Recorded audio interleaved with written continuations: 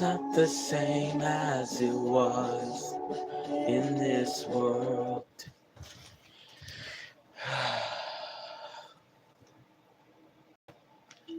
Well, what we're going to be doing today, guys, is since what actually happened is apparently my subscription with, shit, I'm trying to think, with, YouTube TV ran out, and they're not going to be putting NXT on,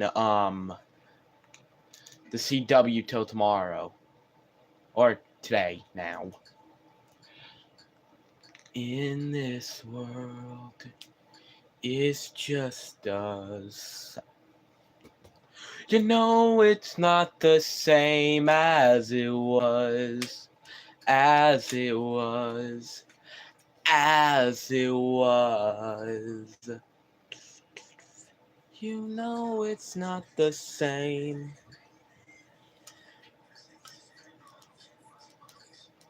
But unlike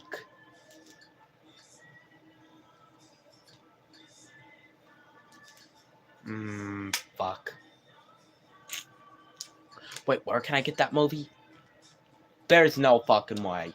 I'm sorry I'm getting distracted, you guys, but there is no fucking way. There is no way that movie is on Disney. Guys, I lost my finger. The shark bit it off. Oh, whoa, there it is. In this world, it's just us. You know, it's not the same as it was. In this world, it's just us. You know, it's not the was end of an era.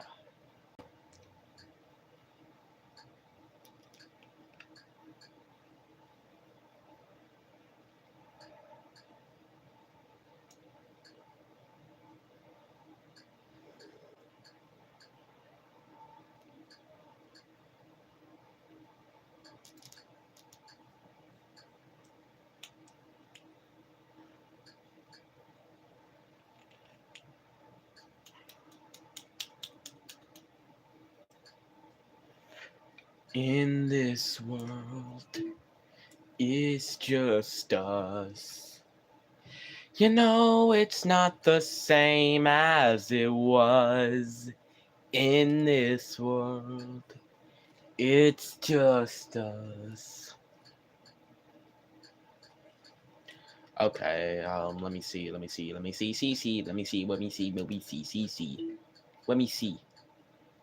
There's no way the movie's on here.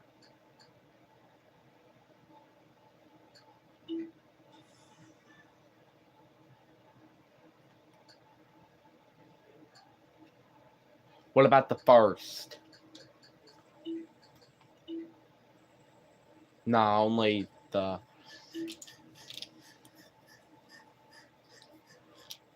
I cannot wait for the fourth!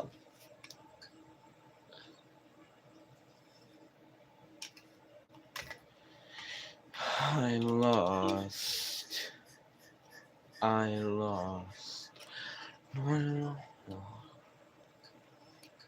But hold on, guys. I need to figure this part out because I plan on getting something else done. Well, since unfortunately, well, most of the holiday season is over, I'm gonna be able to react to other types of movies.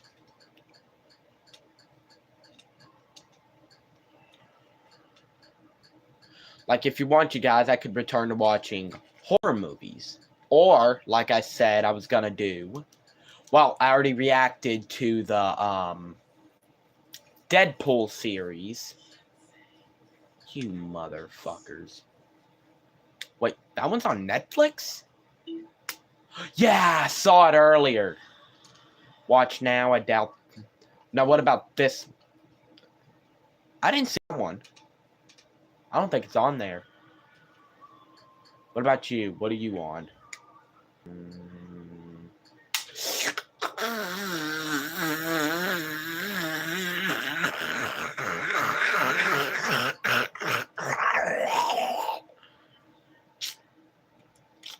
Yeah, as you guys saw, I just had a crash out. Hey, who's that guy? Sonic! Shadow. Okay, time for another crash out.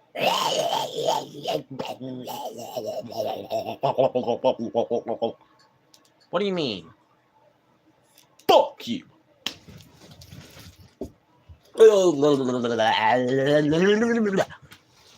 Oh, shit. Okay, I'm getting distracted. Oh, come on. Add that movie to Netflix, Peacock, Disney already. I don't care if it was just released earlier this month. Release it on it!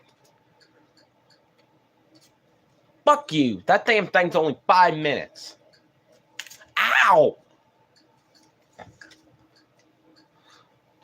In this world, it's just us.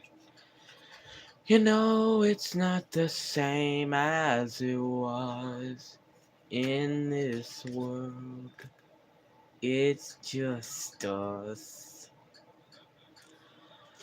No, no, no, no, no, no, no, no, no, no, no, no, no, no. Ah, ah, ah. Ah. Ah. Ah. Ah. Ah. Ah. Okay. Before I get distracted with anything else, let me see what shows I have on here. In the Search of Monsters. I do not remember which one that was on. I really should have written down which ones they were on. In Search of Monsters. Oh, wait, speaking. What can I... Oh, are you high or something? Movies that have been out for nearly a decade are still on HBO Max and all that good shit. In... Fuck you. In Search...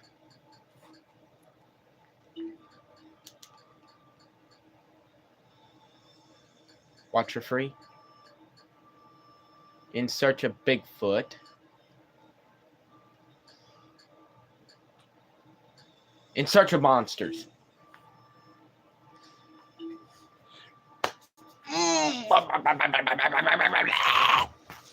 The fuck? What the fuck was that? I heard a robot. He's in the damn walls. What the? Oh, fuck, what happened? I think I got knocked up by a robot. What the fuck? Oh, I'm gonna shit myself. Oh no, guys, I'm not ready. I'm not ready to go on that ride of death. Oh, get the fuck away from me. Wait, what the fuck? The fuck that got inside of me? Go, don't get the fuck away. I'm warning you, bitch. Okay, I'll shut up. The Ozark Howler is said to be able to give people this death stare. Oh, hold on, guys. Hold on. That damn Ozark Howler is a fucking menace. You never know if it's a cow. Alright. I'll just play the fucking sound. He is a fucking menace to be dealing with. It is a menace. I played it. I've showed the sound to most of my family. All the family that's around. And friends that's around that I've talked to. Which have not been my cousins. I tried to put in the Ozark Howler. Behold this creepy menace.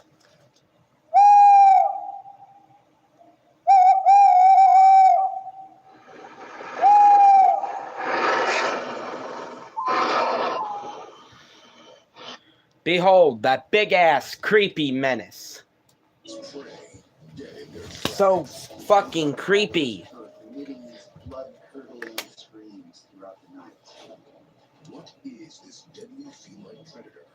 Who fucking knows? Who wants to know?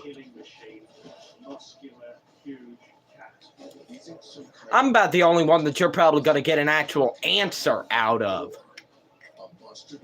Because you guys know, I'm that person that represents loyalty, honesty, and a bunch of other things. I mainly represent loyalty.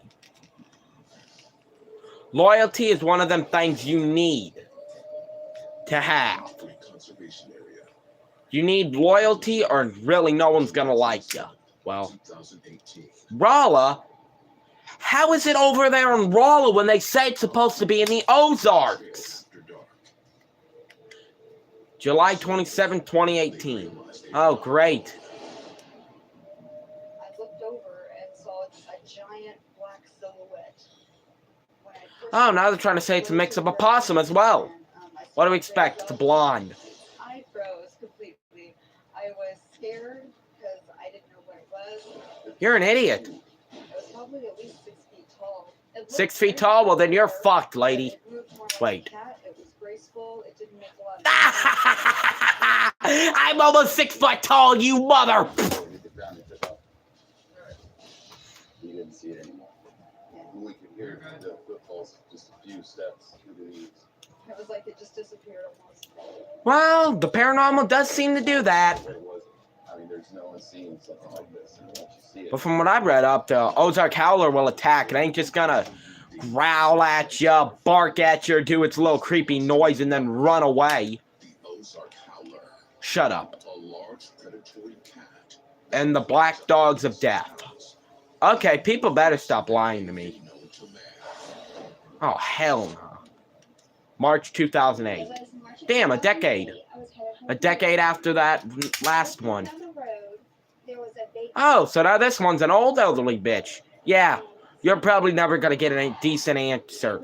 Because either these old people are hallucinating or these blondes thought they mixed a panther with the Ozark Howler. Or these other idiots on here just want attention. 9 times out of 10, that's exactly what they want. Attention. So they make up lies about random stuff just to get that attention. My finger. It was terrifying. Shut the fuck up. The most common description. Oh, great. It's like a very, very large, stocky. What I hate about the Ozark Howler is that there's so many pictures online, they can't keep them straight. But this is That's creepy. A live and lean animal. This Shut is up. Built powerfully. It's a real. Why does that look like the devil shapeshifted as an animal? Oh, fuck. Oh, fuck. Oh, shit. Ever think it might be a jaguar with horns? Why do you people have so many images that you can't keep them straight?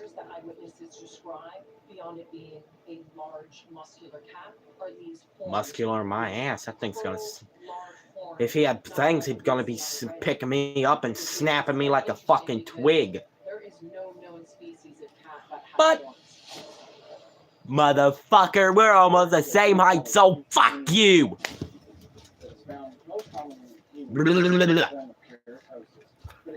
I'm at least 5-something. By the time I'm full grown, I'm gonna be taller than that so-called fucking Ozark Howler. Wait, what? I was reading that. Hold on, let me go turn that up a bit. Oh, hell no. Keep the fuck away from me or I'm gonna flip. Oh, please don't tell me.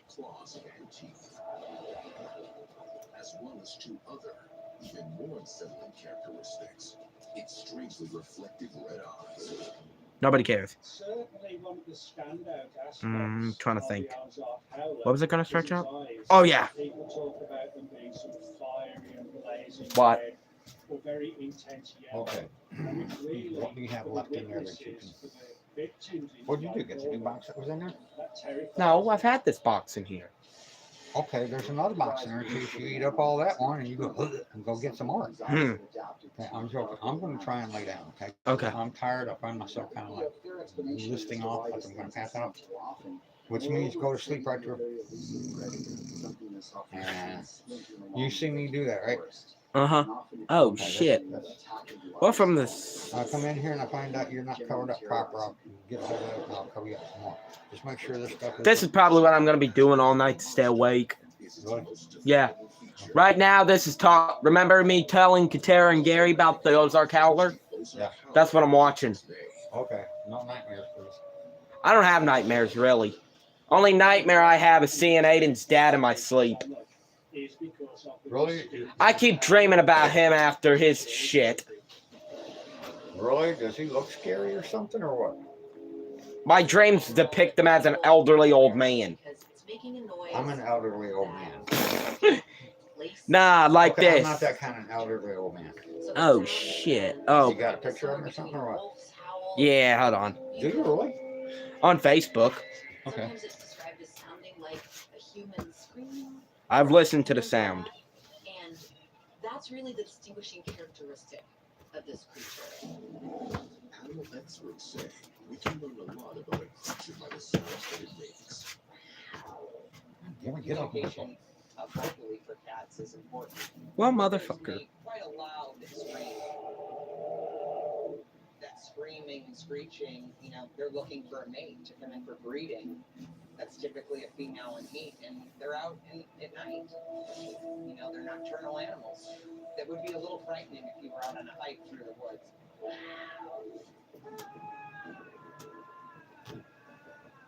There's this viral video of two lynxes howling at each other.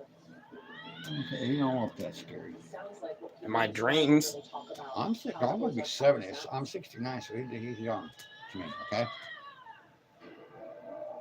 But why is a creature as large and How does he sound? Rough, Yep. soft or rough voiced? More rough. perhaps the Okay. answer lies in the terrain it's said to inhabit? I used to have nightmares about the grandma showing up, and I know she's been dead for years. Well, thank God I didn't see her, so I probably won't be Well, there's dreaming times about when I her. thought your Aunt Dee, oh my God. Oh my God, that might be something I might start dreaming about soon. No. I'm scared. In America, and we're trying to find That- a large- So this motherfucker's everywhere, not even in just Missouri. Over 8 million visitors a year come to the Ozarks to experience the area's many beautiful lakes. And My sister and I'm guessing father-in-law, I think. I have no idea, but I'll be back, guys. You can walk through the Ozarks. Ah, my ass. See it. You're not going to find it. It's going to find you. Yeah, thank you. I love a damn furry popping up in my fucking face when I'm about to turn this damn thing up. Is it a deadly predator? Possibly. Is the Ozark Howler a creature not only from another place, but from another time? Shut up. Nobody cares about your speculation, you fucking idiots. Including the shade, gigantic, muscular cat. I looked up in my driveway. Ad break starts in 5 seconds. That's what I hate about Tubi. You cannot even pay for an ad-free subscription. Most of my classmates Can I mute are this also stupid thing? adults, so you feel like you're in a place where you belong. Volume that's mode really off. important to me. This back. Start your comeback today. Well, shit. Those eyes, that nose, So I can change it to leveling, okay. your menace, smile. And I don't have to get up and change my damn That's the ear for music. And your mom. screen reader. We all inherit things from our families, but what many of us don't. Yeah, I'm not having something reading to me late at night and I jump up and shit my pants. Over $7 million. Or something's not looking at you like, hee. Huh? That's not good. Visit progressive.com. Or you wake up and you see something in front of you going, hee. That's not funny. Oh, I will not be. I will be wondering what the how he got in here and why he's in here. 30% off holiday groceries from Aldi delivered in as little as 25 minutes. I do hate these ads so damn much. I know President Trump worried. New leaders must take on corruption. That's why I'm fighting to protect the Department of Education. Kids come first, not the powers. See my website for more on how I can serve you. Those who served, their Last time I went to a random website, some person tried to charge me at least $80. and we've been proudly serving them for over 100 years. Because here, we take care of our own. Yay. USA, become a member today. Black Howard, I just kind of Hi. there. Bye. Hi again. The Ozarks. This massive 50,000 square miles of mountains, dense dark forests, and unexplored wilderness is believed to be the home of the Ozark Howler, a frighteningly large black cat with a piercing cry. Bullshit. In North America, the largest Aww. cat species are the puma concolor, which Can I pet one? cougar, mountain I want lion, to pet one. He don't seem scary. These are very large Cryptozoologist? cats. Is that basically what I am? Pounds, 7 feet long, but they are recognizable because they are very light coloration. Although mountain lions were once thought to be extinct from the Ozarks, the Missouri Department of Conservation has confirmed more than 70 reports of sightings since 1994. Could there be a connection between these sightings and recent reports of the Ozark Howler? These cats are incredibly dangerous. They're on the top of the food chain of all the other animals. They're amazingly quick, agile, they're amazing at stealth. They see you, hear you, smell you before you know they're there. This past Monday night, it was around 9:30 at night. I looked up in my driveway in between my truck and my trailer, and there was a black howler. I just stood real still until he was where I could see him anymore. It was really frightening to see it. I just kind of froze there and then went back inside. It could be the Ozark howler. Is it possible that those who believe they have seen the Ozark Howler actually encountered a black mountain lion? As far as cryptozoologists are concerned, the answer is a firm no. Melanism is a condition where there is an excessive buildup of a black pigmentation under the skin, and this causes an animal's fur to be black. Some species of cats, like mountain lions, do not carry these particular genes. However, leopards do. About 11% of leopards are black, and about 6% of jaguars are black. But leopards and jaguars are not native to North America, although there are people who keep these deadly predators as pets. But could a black leopard or even one that of the Ozark Howler Stupid things. in the Ozarks, especially when considering the region's history of brutally harsh and frigid winters? The winters are too harsh here in the Ozarks for African animals. We have to provide heated dens and bedding for those species during the winter months. Oh. If a black leopard or a black jaguar were to Can I pet it? Could it survive? I Ow. highly doubt it. But if the Ozark Howler is not any existing species of big cat, Oh. what else could it be? Some researchers have investigated the possibility that the creature could belong not to the present, but to the ancient past. One thing cryptozoologists do is we often look at the fossil history and see if there are other animals in the prehistoric past that may match the modern descriptions. One example would be the Smilodon, commonly known as the saber-toothed cat.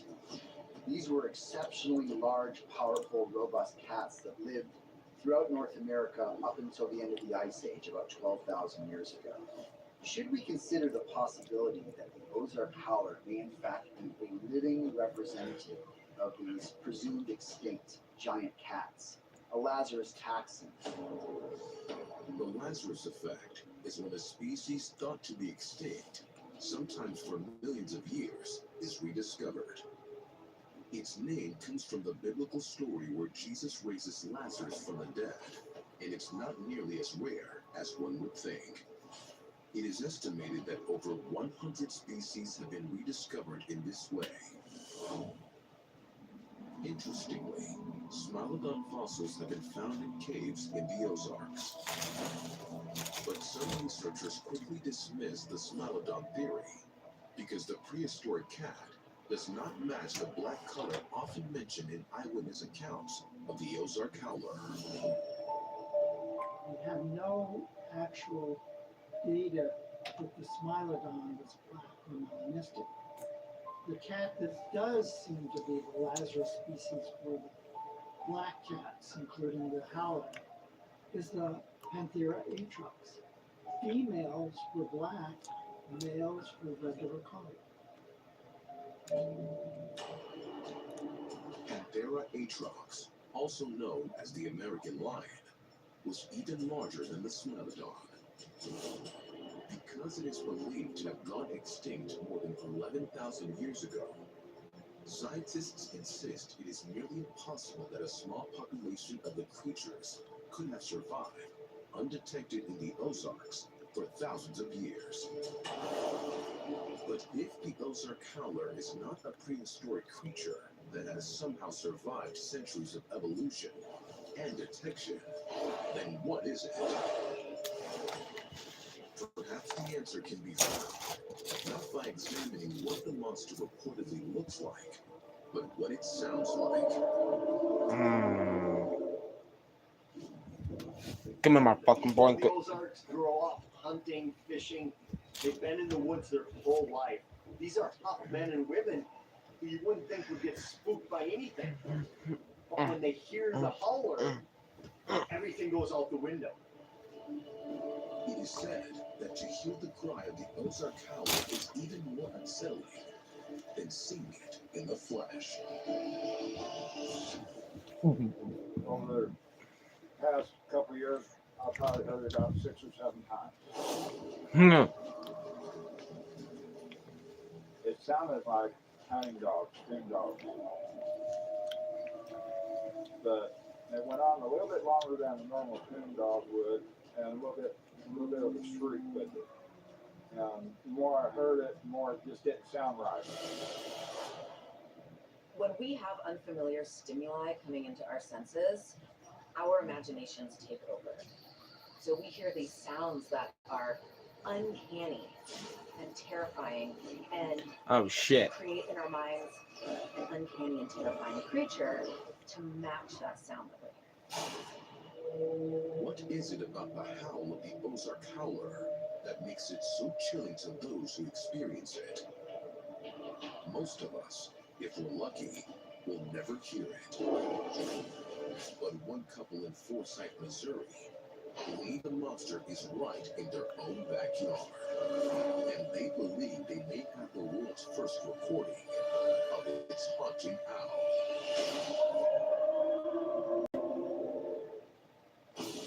Coming up. I could hear like a warble over and over. It was strange. It's bizarre. We've got audio recordings of howls that no one can identify.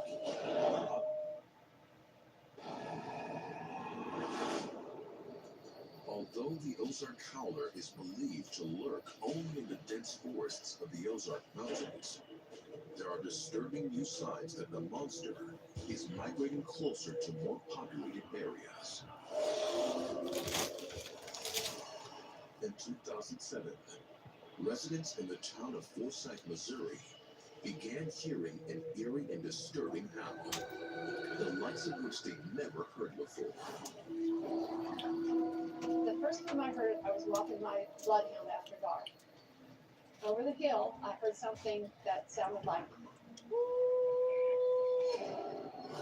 this thing, whatever it was loud, it was focused, it was a big sound. I grew up running the woods, heard everything, and I heard the coyotes, heard the foxes, an occasional wolf, all kinds of owls. It didn't sound like any of those things. My wife was a singer, a professional singer, and she came in and told me, there's something out there that's holding a note longer than I can. Steve and Sharon Robinson were not the only people in the neighborhood hearing the strange sounds. Their neighbor Mary Caperton also heard them. I live just across the street from Steve and Sharon Robinson, and I could hear like a warble in the tone over and over. It was strange. It's bizarre. I'm not a fearful person by nature, but that evening I thought, I don't think I want to go back across the street home by myself. In order to better understand and hopefully capture the disturbing sounds they were hearing, Steve and Sharon set up a recording device outside their home. We started recording the sounds from the woods. We've got audio recordings of howls that no one can identify. Next, they set out to photograph the creature. We went to the store and got ourselves a game camera. And we came over here to this tree, fastened the game camera to it, pointed it right there. They turned it on. Steve and Sharon believe that the audio recordings and still images they collected serve as compelling proof that there is an unknown creature lurking in their neighborhood. In an effort to identify just what it is, they reached out to Michael Richardson, who is the lead animal caretaker at the Wild Animal Safari in Stratford, Missouri. Michael has worked in the field of animal husbandry for 15 years and was intrigued by what Steve and Sharon described. Being an avid outdoorsman as well as working with exotic animals, you learn to listen to the different sounds that each animal from each region of the world can make. Well,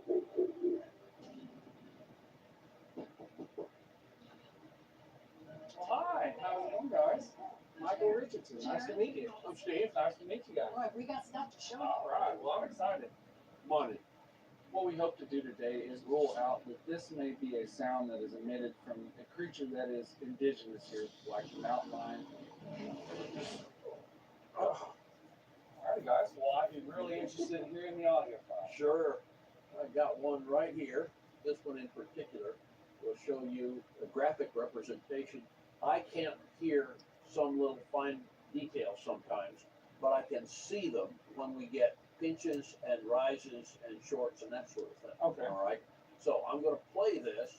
You'll hear most dogs barking in response. Okay.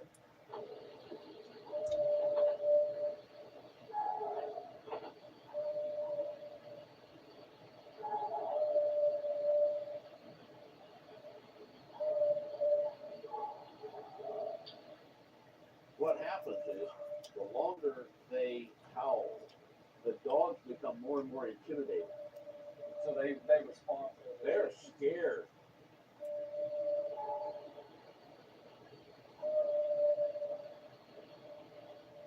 It's using a kind of a Morse code. It's short and long. Here's a short one. Morse code? Could the monster's howl be a form of communication with humans?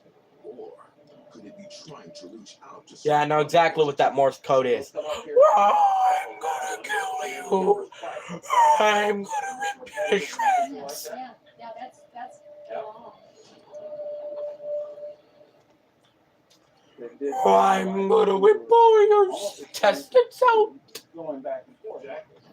If the Ozark howler is communicating, it would indicate there is more than one of its kind. I just told you what it's saying. I just told you. Here, let me play it again. Let me do it again. I'm gonna kill you. I'm gonna rip you to shreds. I'm gonna rip all your intestines out. Any different lower note on the scale, we've heard as many as 3 at the same time, taking turns calling back and forth.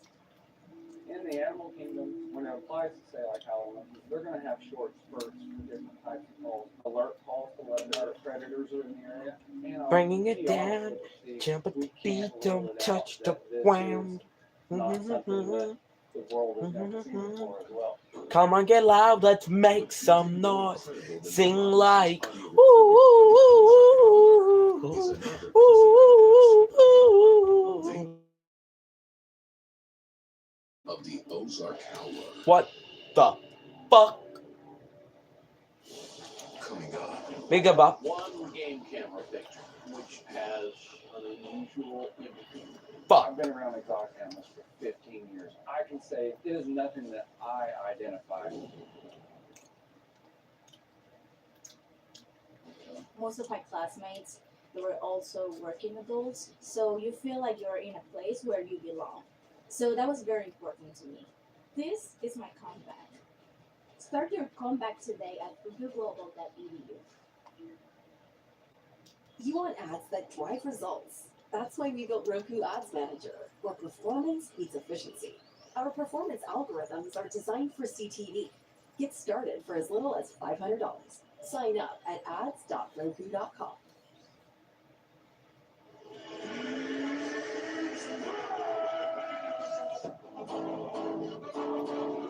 Know what? I think I prefer to be on YouTube watching cryptids. I do not see everyone's obsession with this so-called game. What do they call this game? Stripper Simulator? Hero Wars? Oh, where the Hero Wars / Stripper Simulator. Tis the season for savings with Tis it's over, Save dumbass. 30% on holiday groceries from Aldi, like eggnog, small bites, and more. Get 30% off holiday groceries from Aldi delivered in as little as 20 I don't trust Uber Eats, especially over there in St. Louis or Poplar Bluff. They might slip some crack into my fucking shit if I order it. 1 hour delivery. Because life doesn't stop for sick days. Neither do we. Walgreens. Those who served, their spouses, and children, and the generations that follow, those are our people. Fuck And this, we've I'm been using my proudly phone. serving them for over 100 years. Because here, we take care of our own. USAA. I'll mute the damn TV. If there's a mute button on this phone, I'll mute it when it goes to an ad, you guys.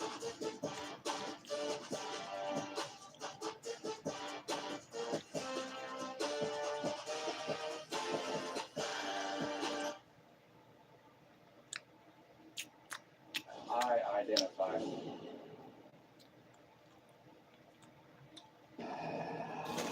Oh, fuck that. Get the fuck away. In Forsyth, Missouri, after presenting what they believe to be an actual audio recording of the legendary Ozark Howler's infamous howl, Definitely something there. Sheriff and Steve Robinson are about to show animal caretaker Michael Richardson what they believe to be evidence of the fabled monster. After hearing chilling howls in the couple's backyard, Steve installed game cameras that were set to record any unusual I'm scared. motion. Guys, I'm scared. Wake up, you pussy. Did you guys hear that? Someone in my room called me a pussy. And I'll do it again now. Shut up. What the fuck? Is that a fucking baboon? That looks like a baboon. There is definitely something there. That is a baboon. Yeah, there's something there. That is a baboon, you idiot. Baboon. What a fucking idiot. Oh wow. Yeah. Cool, I win. Up a little bit here. You can see that I'm there guessing. are leaves. Now there are some people have said we're imagining that just leaves, and our minds are making a picture out of it. So I took that and turned it to black and white, and then tell the computer find the edges of all the images in the picture. Here's the edge right here. Here's what looks like an ear, the eye, the muzzle or nose right there. This is what looks like the hand. Never ever had a fever like this. So what's being normal anywhere? Okay, 5, 4, 3, 2, 1. Feel like turning it up. Bringing it down, jumping. That is a fucking monkey baboon or whatever you want to call it. That is not the Ozark Howler. It's a monkey. You see, a monkey. The other photograph before this was around the same time. So we can rule out that it would be a bunch of leaves that are pushed to the side, or maybe the direction of the sun. Oh my god, my fucking throat hurts. I'm gonna jump off the Eiffel Tower. Please catch me. But what I really think is interesting is from Device the and nose account. and chin, it does likely resemble Living room, Roku being around Express. the tigers and get to see them from all angles and be around them each and every day. It does have You're that full of cat-like shit. nose as well as that white, scruffy lower chin. Yeah, Remote. absolutely. So when Connect I to your took a Roku. photograph of myself, the Oh, spot bend over and was fuck me already. on the exact same spot. What? This? The top of his head, right there, lined up exactly with my armpit. 4 feet 6 inches off the ground. That's a big cat. Oh shit. While the size of the cat-like creature Go ahead and captured in the record. photograph Crap. matches description Pipe down. of the Ozark Howler. The fuck you mean, no internet? You're full of shit. However, Something's about to not get all slapped. accounts of the Ozark Howler describe the monster as being black. And if there is a population of them, Well, then that wouldn't be right, because that monkey was brown or something. Because that, plus the face, that looked like a fucking baboon. What the fuck? Who the fuck is that? He's looking in my window. Tigons, we've been around tigers, mountain lions, leopards. Oh shit. Identify as being something. Well, no, it works. Personally, there's no doubt that there is something there. I don't know what it is, and I'm no expert. That's why we asked you to come over, and I'm really pleased you did. Despite his years of experience studying all types of wildlife, Michael Richardson. Let's get mwah, mwah, mwah, mwah, mwah. Mwah, mwah, mwah, mwah, mwah. Mwah, mwah, mwah, mwah, mwah. Mwah, mwah, mwah. An undocumented species, and very well. Scream out loud, twist, twist, and shout. Do whatever you want to. And if you're stuck in the middle, I said it once, I said it twice, and I'll say it a third time. That is not the Ozark Howler. That is a fucking baboon.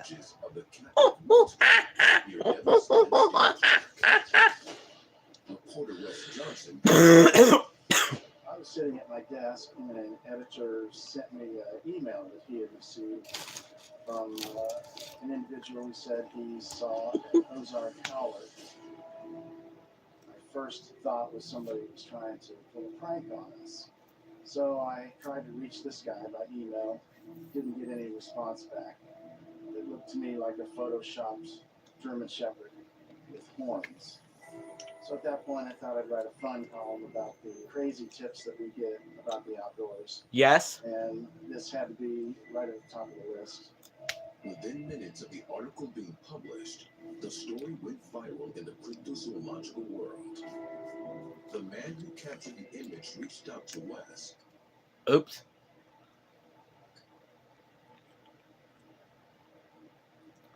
And he insisted the photo was real. So, hey, Bob, those photos aren't doctored. I've got some more. He sent us additional photos from different angles, and he described very clearly what he saw. I would say he was pretty credible. I interviewed people every day. He never once, I felt, tried to fudge the truth with me. So, you never know. You get out in these woods, who knows what you'll find. The strange horned creature appears smaller than the one the Robinsons photographed, and smaller than the creature that has been described by numerous eyewitnesses. Nevertheless, I'm starting to believe there's multiple. there is an entire population of these creatures. Certain features, such as size, color, and the presence of horns, could vary based on age and gender. But there are some who believe there is a far more profound and unsettling explanation for the variation in eyewitness accounts. One that can only be understood by examining a dark practice that has been associated with the Ozarks for centuries. Oh, fuck. Witchcraft. Coming up. the Middle Ages, black cats were oftentimes viewed as demonic in nature. There are claims that witches could shapeshift into various forms, one of them being the classic black cat. I hate that.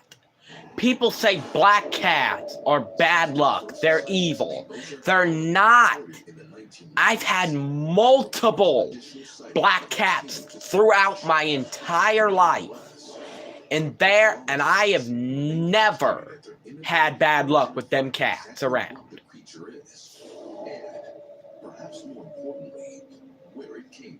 That is one of the stupidest theories I've ever heard of. By looking beyond conventional explanations and considering even more extraordinary possibilities. Throughout history, black cats have been associated with bad luck, superstition, and even witches. I don't fucking care. They don't bring bad luck and they're not evil. There's a common understanding that a black cat crossing your path is bad luck. The black cat gets on board the ship and gets I wish I had a brass knuckle. I'd go over there and I'd punch that bitch. Traditionally, the notion of a black cat is something that is viewed as inherently evil. In the Middle Ages, black cats were considered witches' familiars, and oftentimes people also viewed them as demonic in nature. The only thing that's been associated with a witch that I've ever seen was a fucking frog at a cemetery. We touched it, wouldn't fucking move, which means that was a fucking witch, or its little pet. What the fuck is that? Is that a saber-tooth? Where the fuck did it go? Within the culture and history of it, there are claims that witches could shapeshift into various forms, one of them being the classic black cat. It's interesting to note that cats were as persecuted as women when it came to witch hunts. So the big handbook of how to hunt witches, the Malleus Maleficarum, the witch's hammer, specifically says in it, you should kill cats when you find them. No! They're probably witches. No! In the mid-1500s, Elizabeth Francis, No! a woman who was convicted of witchcraft, and she, like many women who were convicted You do of not witchcraft, kill cats! That reminds me of a fucking idiot that runs around my town. Oh, he more puff. What the fuck? I keep seeing something move around here. A ghost is moving around the room, and I keep seeing him. Out of the corner of my eye, I keep seeing him. But no, that's like a fucking idiot around my damn town. The last time I saw him was sometime earlier this month. He told me and Walter to hurry up and get in the store because they might run out of fucking possum. When we think about the Ozark Howler, Eat more possum, eat more possum. Shut the fuck up. one of the descriptions of First you say it's some kind of other animal, and now you're trying to claim it's a dragon? but as this sort of larger, horned, frightening What the fuck is that? This looks like a terrible owner tried to put a terrible hat on a poor cat. While the notion of the Ozark Howler being a demonic Poor fucking thing. No wonder it ran off. Research suggests that this area has long been associated with witchcraft. Probably, moron. Probably. Probably. In the more Puritan colonies like Massachusetts, and sought to live where they would be more independent of government and religious scrutiny. In addition to farming, many of these immigrants profited by operating secret distilleries and other traditionally illegal businesses. Witchcraft was also practiced here, much of it employed by locals to ward off not only evil, but also those who might report them to the authorities. There's not a lot of people and there's a ton of land. So you have ancient mountains with ancient lands and very few people. So it wouldn't be a big surprise to find something hiding in the hills. Ozark witches were known to practice a wide range of magic, from conjuring spirits to communicating with creatures known as familiars. supernatural entities that often took the form of animals. People say I'm a warlock, yet I can't speak with animals. Some researchers and cryptozoologists believe that the Ozark Howler could really be one of these so-called familiars.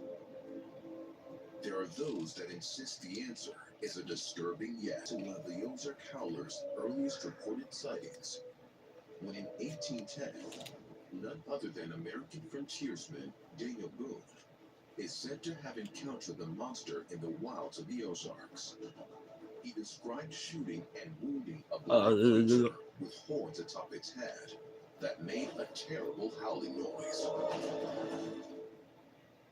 The belief in witchcraft was really prevalent, it was really strong, and in that cultural context, I don't think the story sounds as bizarre as it does to us today.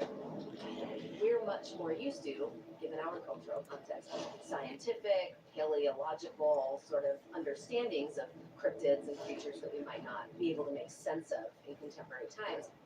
In the past, a supernatural explanation like this would have been really widely accepted. If you look through American history, you find a lot of legends concerning creatures that can take on the form of multiple animals, essentially a witch. And this really pushes us down Hi. the supernatural pathway when it comes to the Ozark. Don't look at me like that. There are absolutely demonic entities that influence people's lives today in the modern world. It's not just stuck in other religious texts. These are actual, living, manipulative, predatorial creatures that seek to ruin people's lives today. Could the Ozark Howler actually be a familiar, a witch's servant, or alter ego? But if so, then who or what is this giant black cat serving? And what deadly lengths might it go to accomplish its task? Please don't target me. But yeah, this makes no sense. Are you just gonna shoot every animal that could be a witch's familiar? Because they say common animals associated with witches' familiars include cats, especially black cats, toads, ravens, crows, owls, dogs, rats, mice, ferrets, hares, snakes, and insects like butterflies and wasps. I don't see you grabbing a rifle. I'm sorry, my puppy. The fuck was that? Shut up, I'm listening. No trace of a killing. Doesn't mean that there are no human victims. We seem to And I'll tell you all about it when I see you again. When I see you again. Oh, yeah.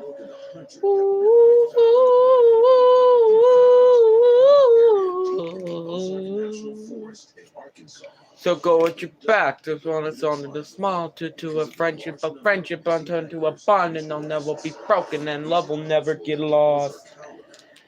And we're brothers to come, her to the left, hi. Hi. One of the creepiest. Probably eats the fucking bodies. That's exactly how. People have reported that it has glowing eyes. Hi again. Creatures like the Mothman. And in this regard, it could Mothman's be everywhere. killers.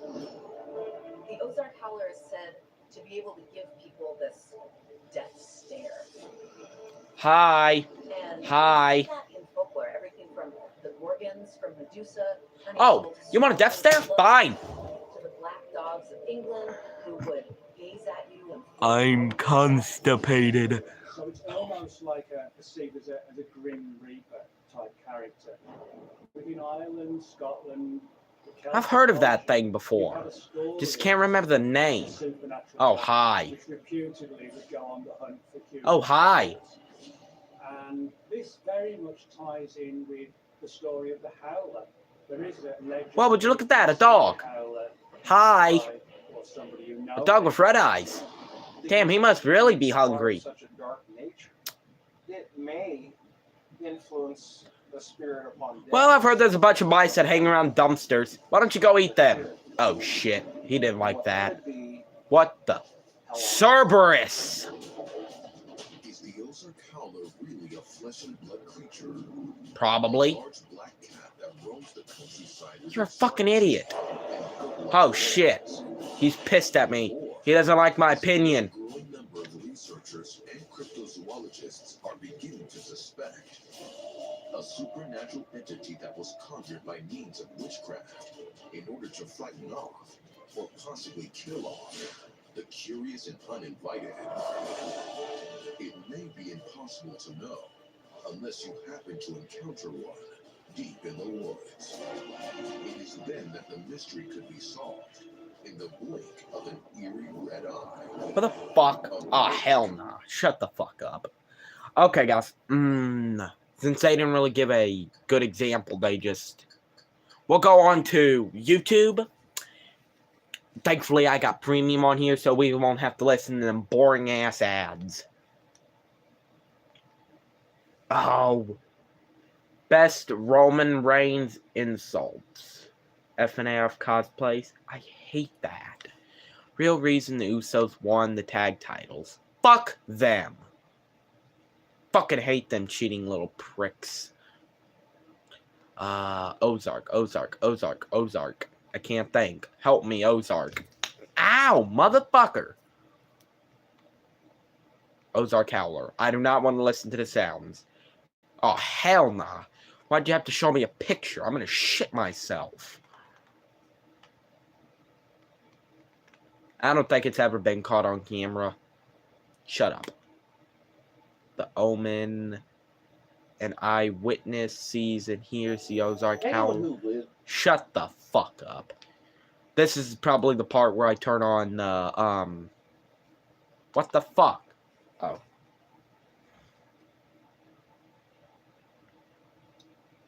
What the? Fine. I'll go into the home menu then. You stupid or something? Screen reader enabled.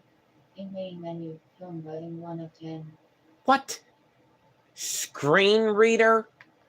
What to watch button 2. In main menu, what to watch button Shut 2. the fuck up. Go to settings. I'm turning this shit off. Display. Accessibility. Shut up. Inaccessibility. How do I turn this stupid thing off? Shut up. Screen reader disabled. Good. Screen reader. Volume. No! Autoplay video. Kiss my ass. Ow, motherfucker. I hate you.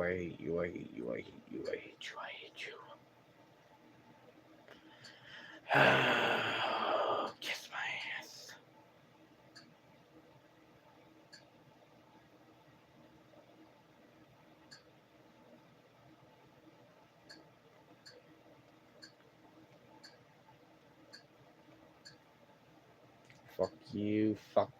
Fuck you. I already did that shit. Leave me alone. Ow, motherfucker. Well, shit. Well, shitty cunting motherfucking whores. Well, you know what I have to do? Fuck, shit, whore, cunt, dick, motherfucking whore, bitch. Doobie, so I can put it on the... Oh, I'm gonna jump off the fucking Eiffel fucking tower.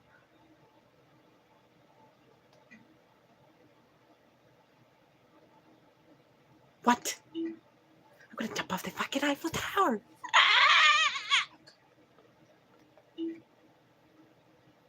Kill me.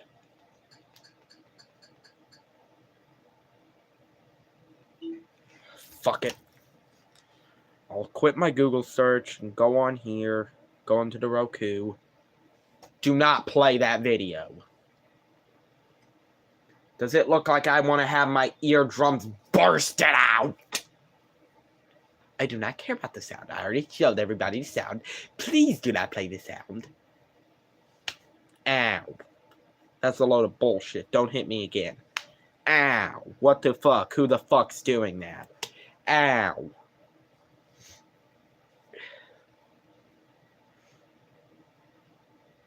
I hate this stupid thing. Remote, you motherfucker.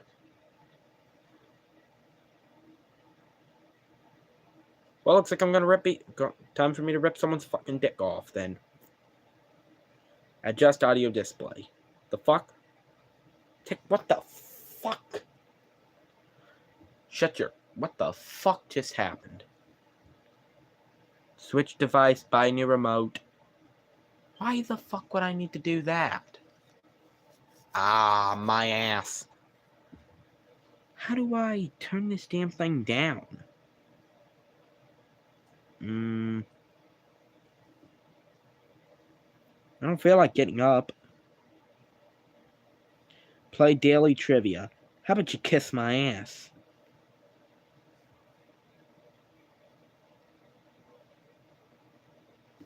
Leaving grid screen reader enabled. Good. Screen reader disabled. Shut the fuck up.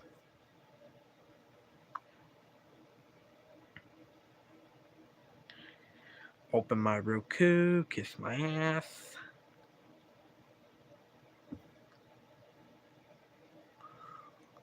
Oh, fuck this.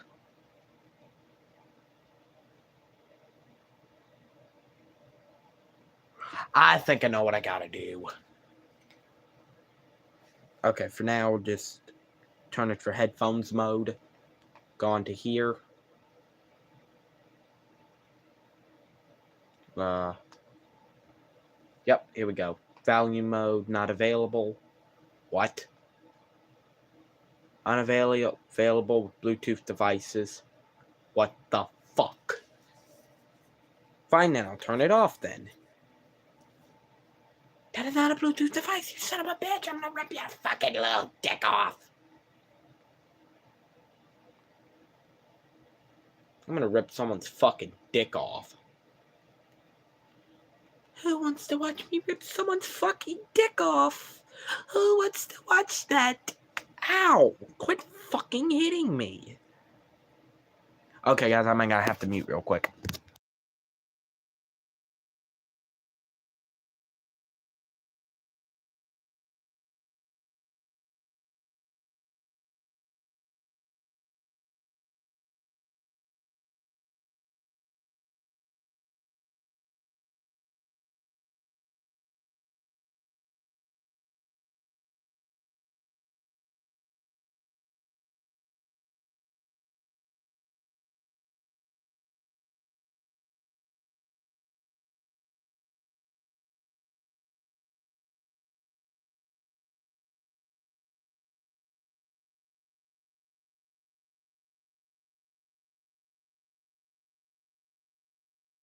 Okay, guys, I think I got it settled where I might. Best versus worst WWE matches types. Money in the Bank, WrestleMania, Backlash. Ow! Shut the fuck up. Let me speak my opinion. Ow! Yeah, yet poor Jacob didn't get to return. Fuck you people. I have no respect for you. I don't have respect for you either, you little shit. Oh yeah. What shocked me about this one video? Roman betrayed Trump. Anyone who lives close to nature has heard the odds. But one creature said to live in the Ozarks is you bitch.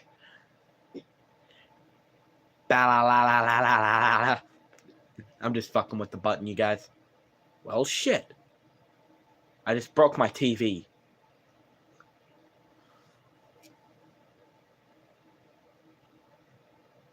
Guys, I broke the TV.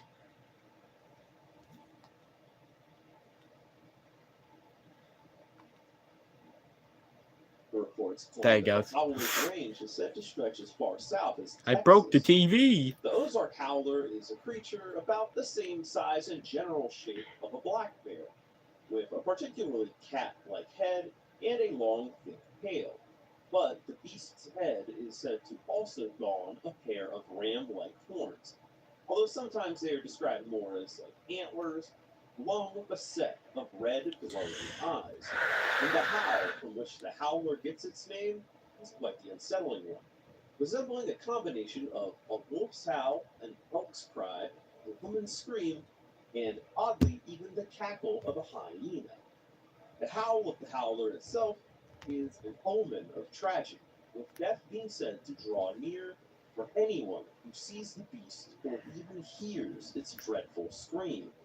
Reports of the howler would originate from frontiersmen in the early 1800s, who began to settle in the Ozarks. The howler was said to have crossed paths with American frontiersman, Revolutionary War veteran, and folk hero Daniel Boone during his years in Missouri, allegedly detailing the howler in an 1810 letter. And then, in 1816, he had reportedly shot the beast dead. Many outdoorsmen, What an idiot. lumberjacks who would spend months chopping down forests, would hear and see many odd sights in the Ozark region, with the howler being referred to them as a hoo-hoo, which correlates with the establishment of the Concatenated Order of Hoo-Hoo, a fraternal organization centered around the lumber industry whose logo just happens to be a black cat. And I really like saying hoo-hoo.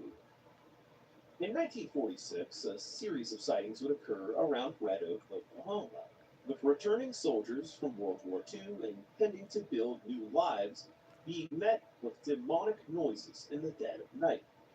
In 2005, a family living in Van Buren Township of Arkansas would have their own run-ins with the howler over the next 5 years, with the family even reportedly capturing the beast on a trail cam. And in December of 2015, 4029 News would receive an email claiming to be a report of the Ozark howler at the Devil's Den State Park, specifically at Yellow Rock Trail. And this email also contains several photos of a devilish creature who shows the cameraman great mercy while in its presence. The legend of the Ozark howler has only continued to grow over the years, with many books, documentaries, and internet fanfare popping up in recent years in shock and awe of this fascinating beast of Ozark folklore. So just what was the Ozark howler? The howler has a pretty unique appearance, given its combination of bear and cat-like characteristics and a set of horns, which no mammal carnivore has been confirmed to have horns. In fact, horned carnivores are pretty rare in general.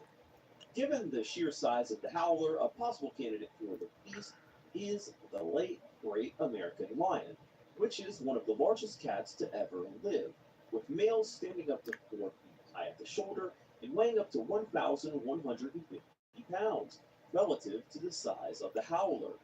And with a unit like that prowling about, seeing one would just about guarantee your end. And isolated pockets of wilderness, like the Ozarks, would provide a perfect refuge for such beasts to remain hidden. The problem with this theory, however, is that it is unlikely that American lions would have been all black, as their extant relatives also don't show melanism. But one cat that is known to bear an all-black coat is the jaguar. Black jaguars are relatively rare, with 6 and 11% of jaguars inhibiting melanism. But in the US, jaguars are just ridiculously rare in general, as since 1996, a total of 8 jaguars have been spotted across Arizona, Texas, and New Mexico. But back in the 1800s, before hunting, habitat loss, and the US-Mexico border limiting migration north would be so prevalent, this was far from the case, as jaguars' range in the mainland US stretched from California to the Carolinas. And going back even further, jaguars could be found all over the US, in areas that weren't under glaciers, that is. And although jaguars aren't as big as the reported size of the howler, only getting a mere 2.5 feet tall at the shoulder, Exaggeration is quite the common thing in encounters with wildlife in general, especially animals that are being reported as cryptids. The roar of the jaguar, though, doesn't exactly line up with the howl of the howler, sounding more deep and guttural than a scream. Being said, though, many creatures in this region can be responsible for this howl, and one of the key suspects is yet another animal that is now extinct in the Ozarks, the red wolf.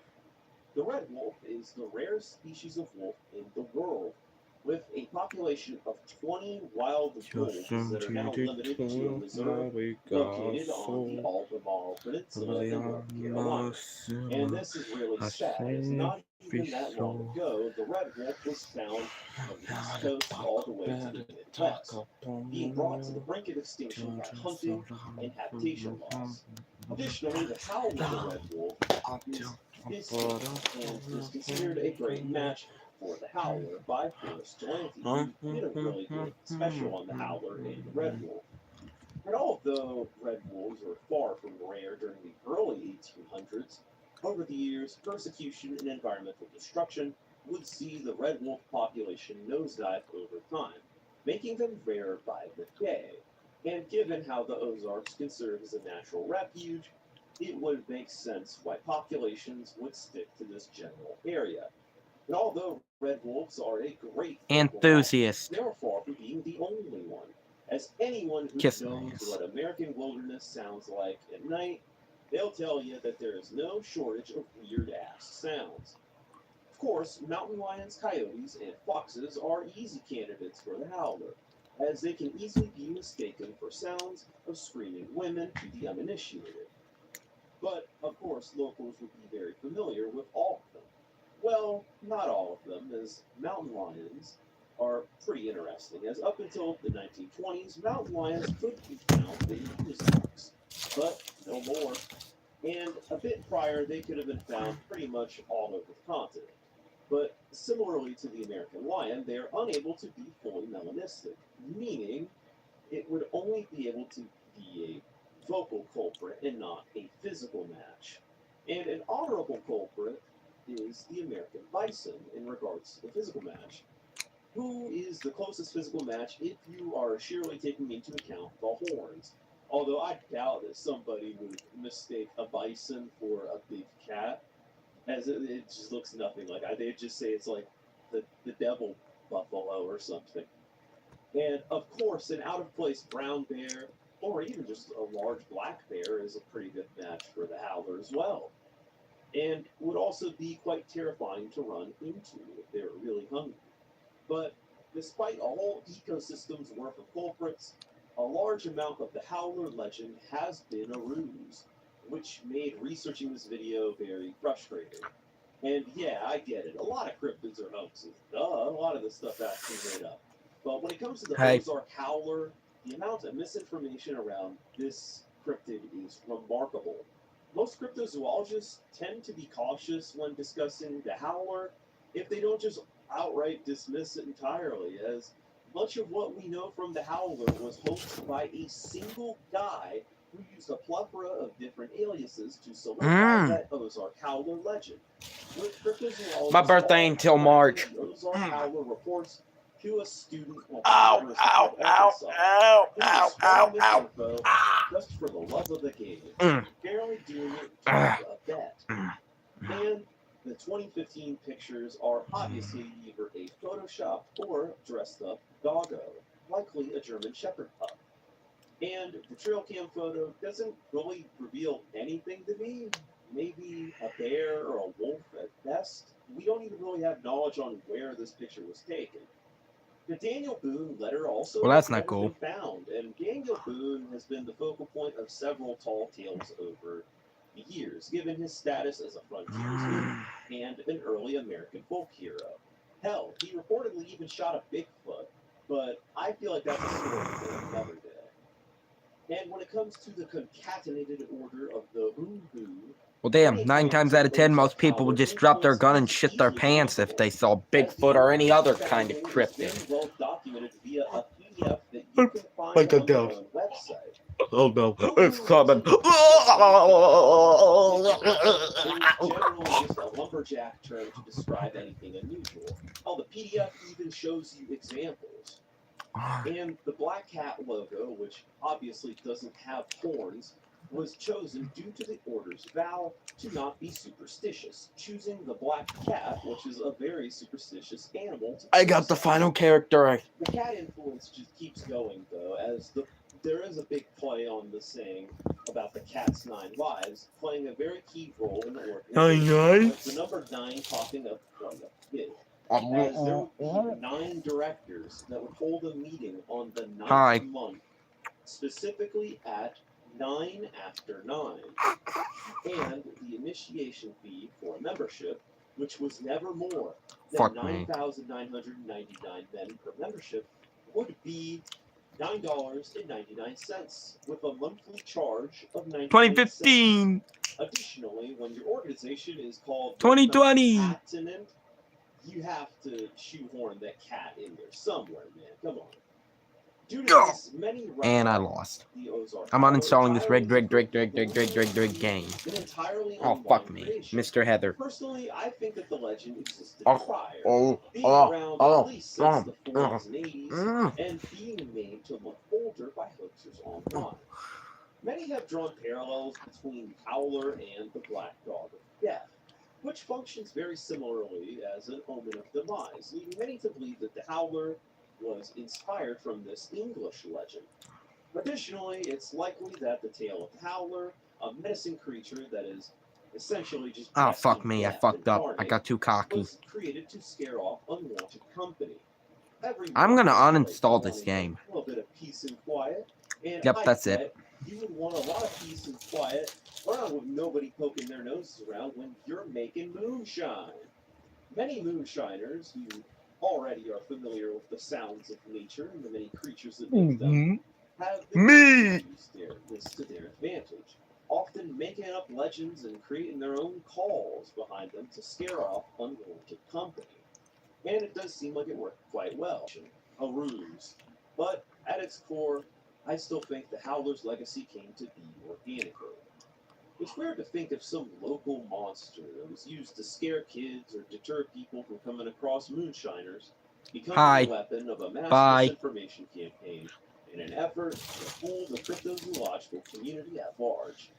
Perhaps due to that one college student, the Ozark Howler is more widespread and well-known than ever before, with TV specials and books being made on the Howler. And that just left me there thinking, just how many cryptids that we all think of today were just made up by a single person and spread across the web while making a fabricated legacy and lore for the creature to make it seem more legitimate.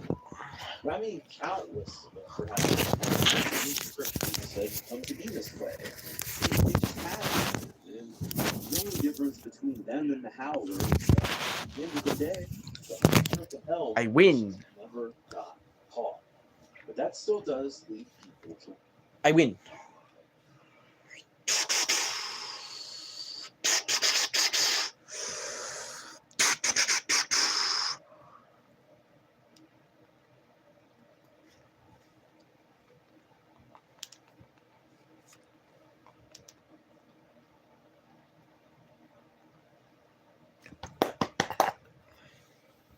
Cryptid's in the USA.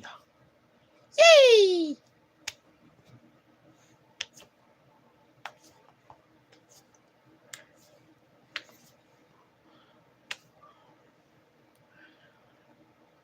Let me welcome every motherfucker to the wild, wild west. A state that's untouchable like alienness. Oh, hell nah. Ow, what the fuck? Let me welcome every motherfucker to the wild, wild west. A state that's untouchable like alienness.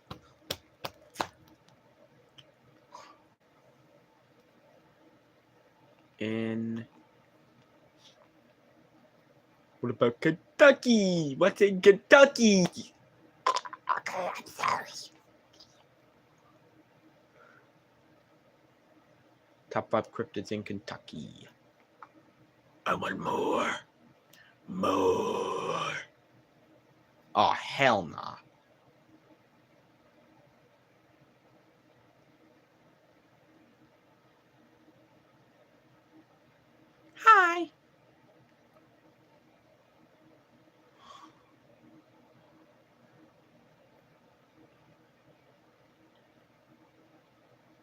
I'll go ahead and just put it on this one. Yet. Whatever it is, Aww. the bearilla remains one of Kentucky's more puzzling cryptid stories.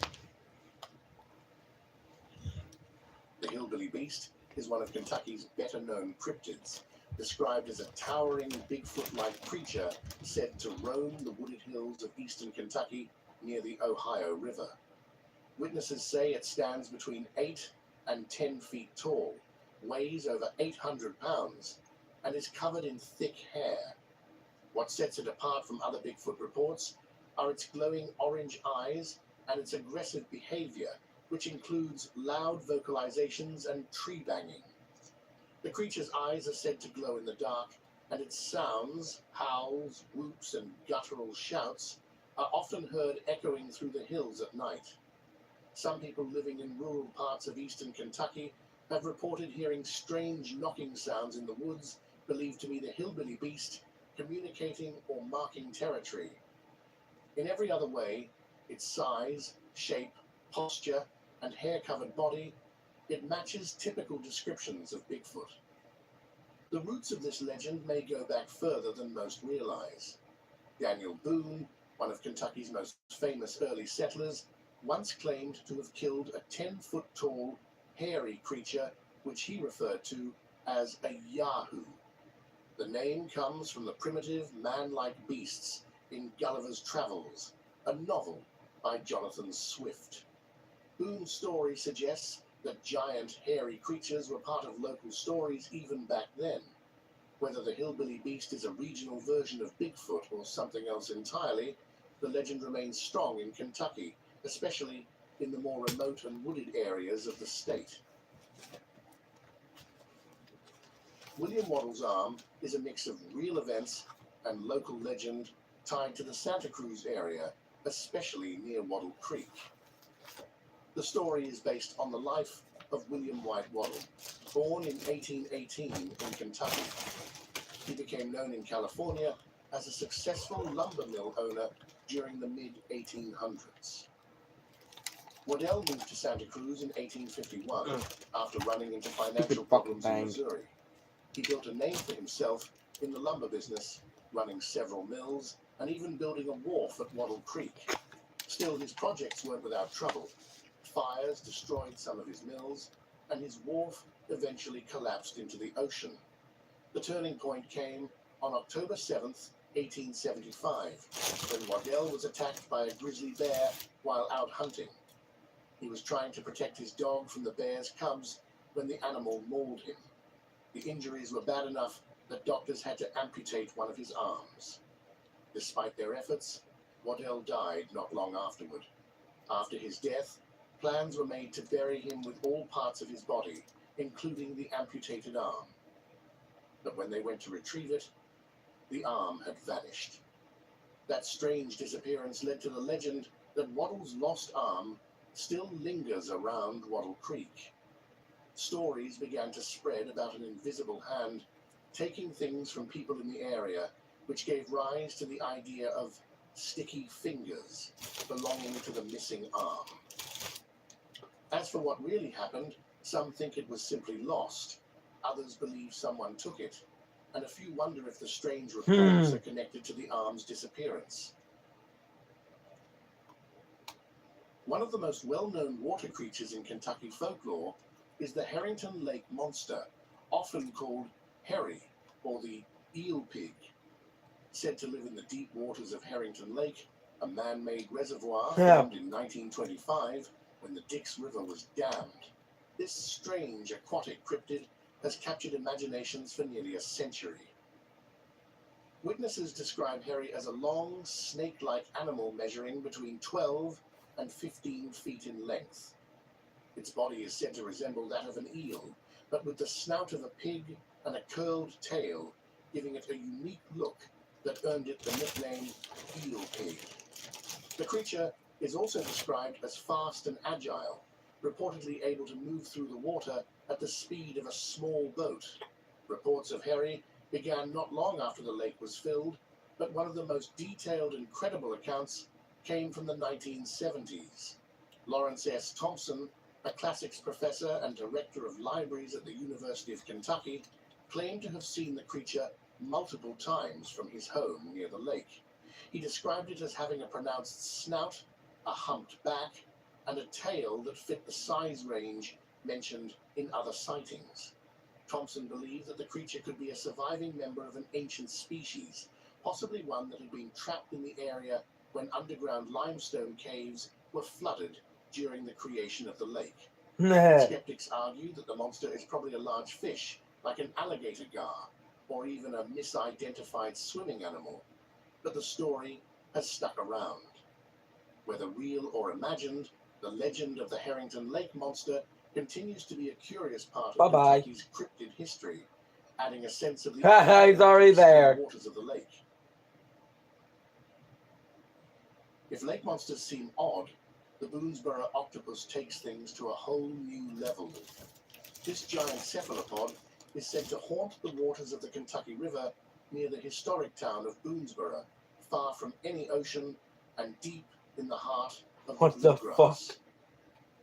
The legend first surfaced in 1944 when a young girl swimming near Boonesboro Beach claimed she was attacked by something under the water. She got away, but her legs were covered in strange round marks that resembled sucker wounds, like the kind you'd expect from octopus tentacles. Whatever it was, she never saw it clearly, but the injuries left a lasting impression and sparked rumors of a huge, hidden predator in the river. Over the following years, more strange activity was reported.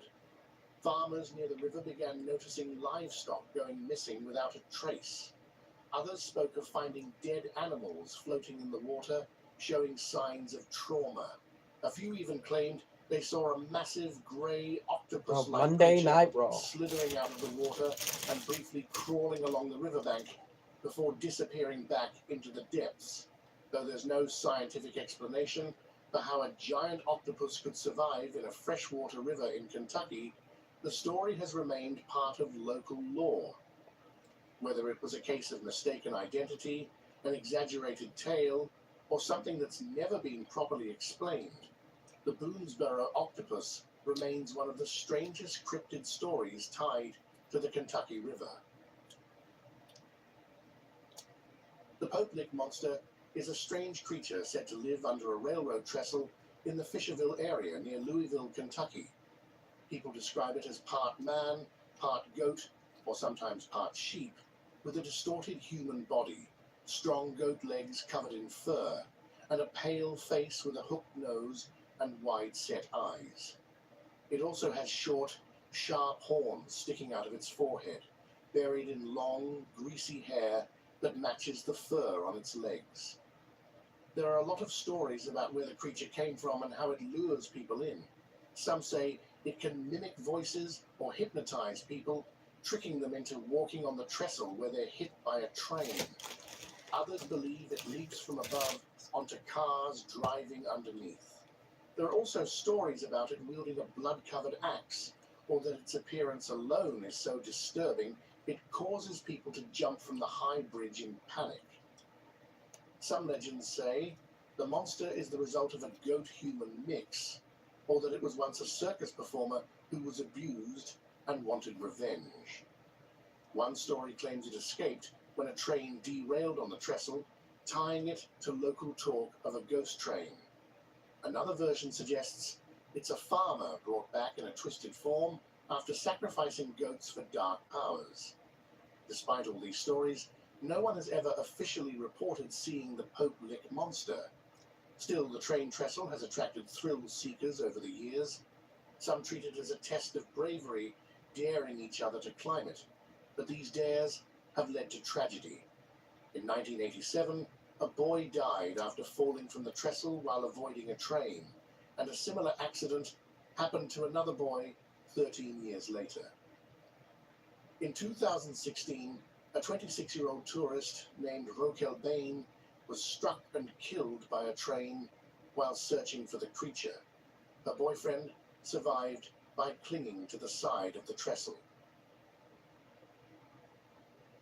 No list of Kentucky cryptids feels complete without mentioning the most well-known figure of them all, Bigfoot. This towering, hairy, human-like creature also called Sasquatch, has been part of North American folklore for generations. While stories of Bigfoot sightings exist across the continent, Kentucky stands out as one of the places where reports happen often. According to the Bigfoot Field Researchers Organization, Kentucky ranks 15th among U.S. states for reported sightings. The state even has its own team, the Kentucky Bigfoot Research Organization, dedicated to collecting evidence and keeping track of sightings across the Bluegrass region. Bigfoot legends in Kentucky go back hundreds of years. One of the earliest and most well-known stories links to frontiersman Daniel Boone. In 1782, Boone reportedly came across a hairy giant while exploring the Green River area. The details are vague, but the connection between such a prominent historical figure and a creature like Bigfoot adds weight to the legend. Since then, people from all across Kentucky have shared their own encounters. The creature is usually described as walking upright, standing well over 6 feet tall, with dark hair covering its body and a face that looks oddly human. That's a Many witnesses gorilla. mention a strong, unpleasant smell and strange vocalizations echoing from the woods at night, long howls, whoops, or loud knocks. As for what Bigfoot actually is, no one really knows. Some believe it could be a leftover population of an extinct ape species like Gigantopithecus. Others think it might be a yet undiscovered primate that has somehow avoided detection. And of course, there are people who see the whole thing as misidentification, folklore, or an ongoing hoax. Whatever Bigfoot may be, its legend remains a major part of Kentucky's cryptid history. The sightings, the stories, and the search continue. River dinos, also known by names like river lizards, mini rexes, and prairie devils, are strange reptilian creatures reported mostly in the American West, especially in the Four Corners area where Utah, Colorado, New Mexico, and Arizona meet. Sightings have also been reported in states like Ohio, Kentucky, Texas, and Georgia. These creatures are typically described as small bipedal reptiles that seem more at home in water-rich environments. They usually stand around 3 feet tall, walk only on 2 legs, and have small arm-like limbs instead of front legs. I admit, I was wrong. Mitsuchik, What a else could I researcher who learned say, about these girl? animals Can't through you people break tied my to the hand and exotic not animal my trade, heart? says they move smoothly and quickly, I and was that almost lost. all I was sightings are gone. connected Just to I get water. up right That's how gone. they got the nickname River Dinos. One of the earliest sightings came from a couple visiting Arizona who said they saw a strange reptile carcass that didn't look like anything they'd ever seen before. So strange they thought it looked like a toy. In 1996, a woman from the Mesa Verde area of Colorado reported seeing something about 3.5 feet tall with a long Kiss my tail ass. and a cone-shaped snout. Kiss It my ran ass, on Mr. 2 Heather. legs and moved quickly.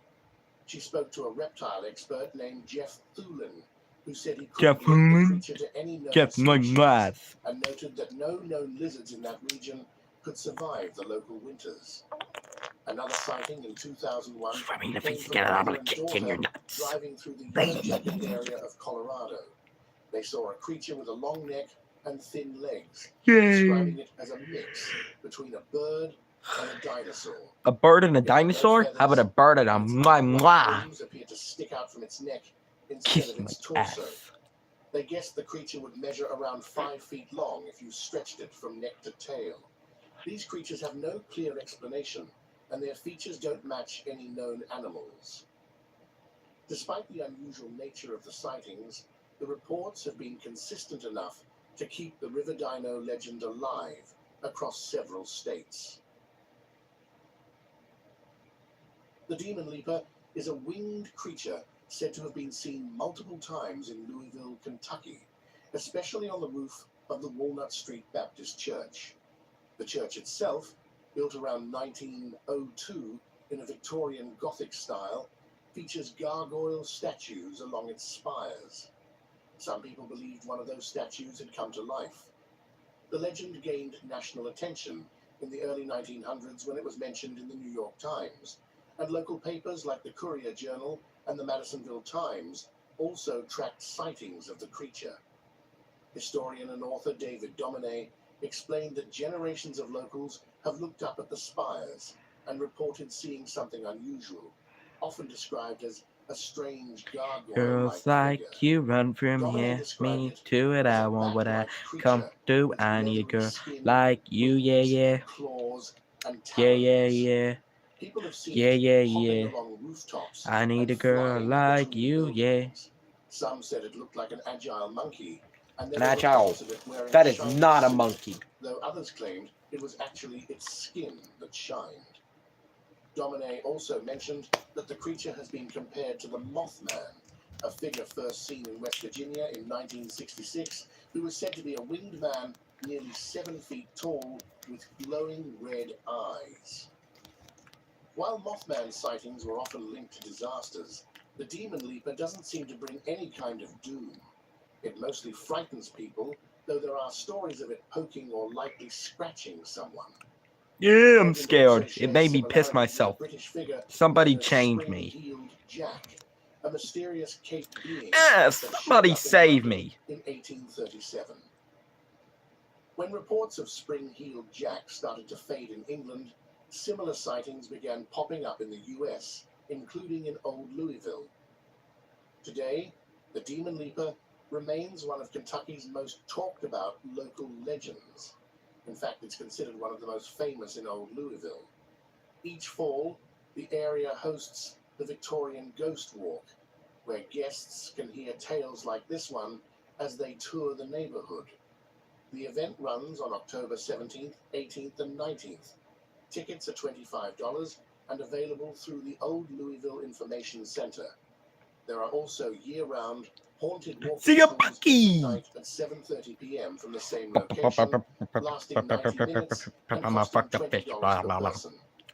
For those who are interested, details can be found through the Old Louisville Information Center or on the America's Most Haunted Neighborhood Facebook page.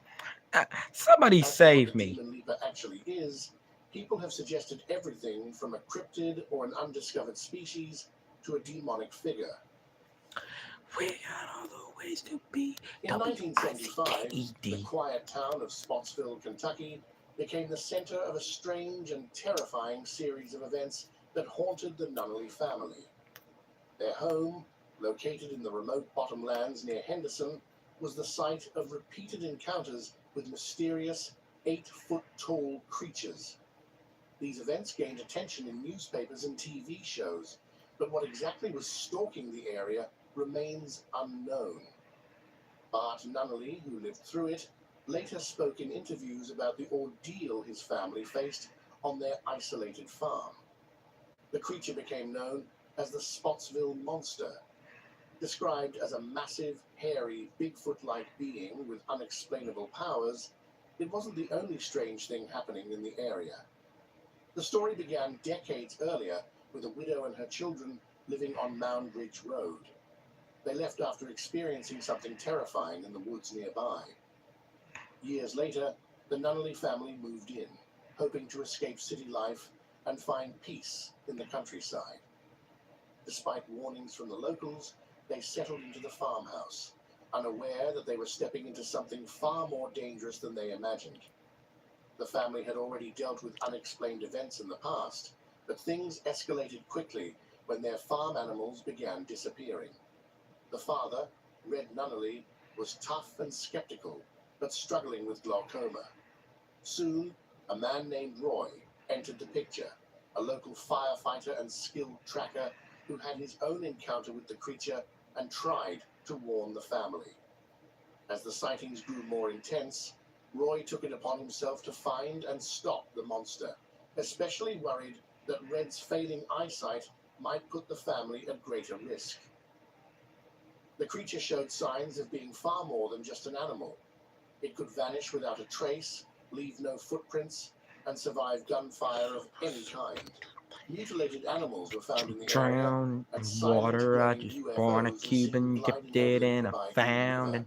and Roy, determined to protect both his own family So and I'm the nunneries, surrounded. had multiple terrifying encounters with the monster. After one of them, he was declared clinically dead, only to survive and return with a warning for his friend. Get out while you still can. Local authorities reportedly stepped in, forcing Roy to give false information to the press and handing over any evidence he had. The story took a darker turn when Roy had a vivid dream of finding his own family dead at the hands of the creature. In the dream, he was attacked too. When he woke up, the sense that the nightmare wasn't over stayed with him. Even today, the events in Spotsville remain one of Kentucky's most disturbing and mysterious cases involving possible cryptids, supernatural forces, and government interference. Booger bears, also called bulldog bears, are mysterious bear-like creatures reported across parts of the United States and Canada. These animals are known for their unusual mix of traits. Some say they look like a blend of gorilla, big cat, and bear. The term booger bear originally came from the Appalachian and Ozark regions, but sightings have popped up from Texas and Oklahoma all the way to Florida and into Canada. According to researcher Dale A. Drinan, these reports tend to come from small, isolated areas, most often in mountain regions, swamps, or along rivers. People who claim to have seen these animals describe them as very large, with features of both cats and dogs. They're sometimes mistaken for Bigfoot due to their size and behavior. Their glowing eyes at night are another feature that connects them to Bigfoot-type sightings. Some even say the creatures look like African lions standing upright, or strange cat-faced bears. There have been a few notable encounters. Early settlers once reported a massive grizzly bear roaming the high plains. This bear was supposedly a skilled predator that hunted bison and was much bigger than the usual grizzly. It's believed to have vanished when the bison were hunted to near extinction. A creature called the bulldog bear was reported in parts of Canada, including the Northwest Territories and northern British Columbia, Alberta, and Saskatchewan. This animal was so powerful it was said to be capable of carrying off a moose, and some believe it might have been a surviving short-faced bear species. In 1967, a strange creature was blamed for stealing cattle in Kentucky. Described as a hairy beast walking on two legs, it stood about 6 to 7 feet tall. After being lured with a calf and shot, the animal turned out to be an unusually large bear with cat-like and dog-like features, weighing around 650 pounds. Native Americans in the area reportedly already knew of it and called it wad or wog. While its size matched that of a grizzly, it was its face that stood out as being strange. Another report came in 1995 from a hunter named Billy Hunter in Michigan, near the Canadian border. While out hunting deer, he spotted a large white creature moving through the snow. He described it as a bizarre mix of polar bear, Arctic wolf, ape, and big cat. It had thick white fur, black skin, a flat face, and small ridges all over its body like a reptile. It moved quietly, had a light step, and looked like it could stand upright. Hunter took a shot at the creature, but it didn't react.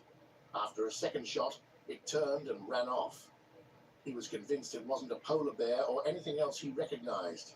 Some researchers, like Drinan, think booger bears could be surviving short-faced bears, a prehistoric species thought to be extinct. Others connect them to similar creatures like the wog, which has been described as having a pig-like face, large teeth, That's and a bullshit. strange, loping walk. Whether they're unknown animals, misidentified bears, or something else entirely, booger bears remain one of North America's more unsettling and puzzling legends. The Beast of the Land. Between the Lakes is one of Kentucky's most chilling and persistent legends.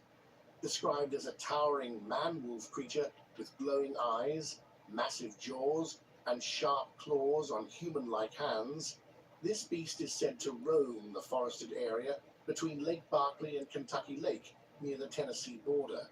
It walks upright, stands over 7 feet tall, and is often linked to animal mutilations, unexplained howls, and terrifying close encounters. Some believe its origin may trace back to a Native American shapeshifter or a Shawnee shaman who was executed in wolf form and now wanders the woods in revenge. Others tell of a European settler from the 1800s who carried a hereditary curse that caused madness after dark, passed down through generations until the family vanished without a trace. Early French explorers also heard warnings from Shawnee traders about a shadowy loup-garou lurking in the woods. And even in the early days of American expansion, hunters told of strange howls and mutilated bison carcasses with their throats ripped out. Modern sightings continue to fuel the legend. One of the best-known cases happened in 1973, when a group of Murray State University students went camping in the land between the lakes. What started as a fun weekend turned into a night of horror. One student returned from the woods, shaken, saying he felt watched and had heard something sniffing nearby. As night fell, the group heard heavy footsteps circling their camp and a strange, mocking howl that came from all around. Glowing red eyes appeared in the darkness, and the terrified students fled. As they sped away, a massive figure chased them and even struck the back of the vehicle, leaving deep claw marks in the metal. An even more disturbing story surfaced in the 1980s. A family camping in the Moss Creek area was found dead in what witnesses claim was a brutal attack. Their motorhome was soaked in blood, reportedly found in a tree. According to those close to the case, authorities covered up the event to protect tourism in the struggling region. Overnight camping was banned at Moss Creek, and gates were installed, with officials blaming the restrictions on a random stabbing. Local people around Grand Rivers and Cadiz are divided. Some won't speak of the creature at all. Others quietly admit that it's real, and that the stories passed down over generations are based on something more than myth. Evidence like large nests, tufts of strange fur, and frequent reports of eerie howls still come in. Some hunters, especially those new to the area, report the feeling of being followed deep in the woods. One of the clearest and most personal accounts came from Jeanette Thompson.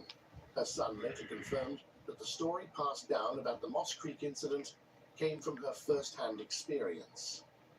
She worked closely with artist and researcher Bart Nunnally, who based his drawing of the beast on her description. Her story was featured in the 2007 documentary Hunt the Dogman, where she described her encounter in detail. Even now, the beast of the land. Between the Lakes continues to be a source of fear and fascination in western Kentucky. Well, why there we can't be tamed, and we're turning the floor into a zoo.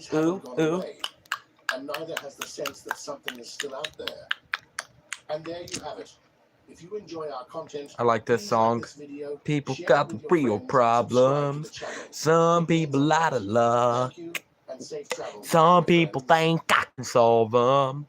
Lord heavens above, I'm only human after all. I'm only human after all. Don't put the blame.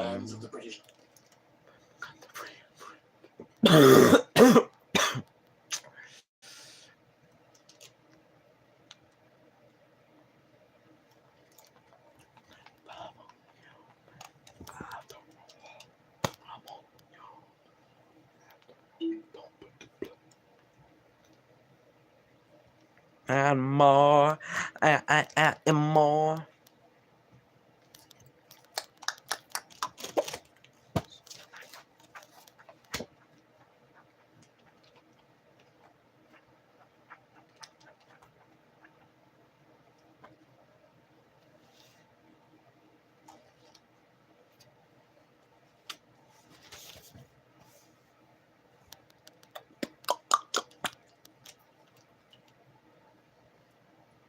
and more.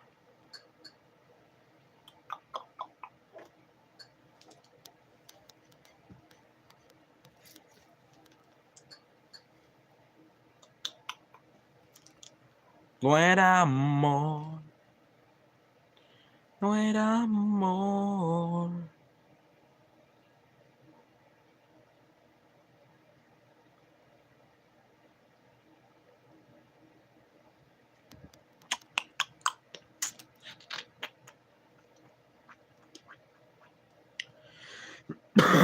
More.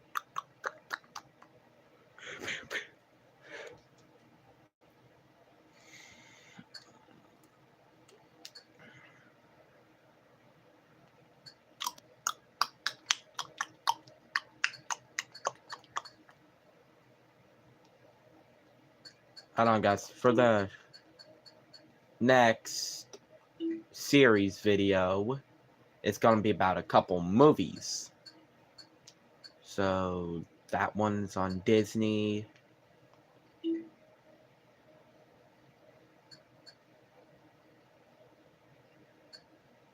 So I can just sign in and not subscribe?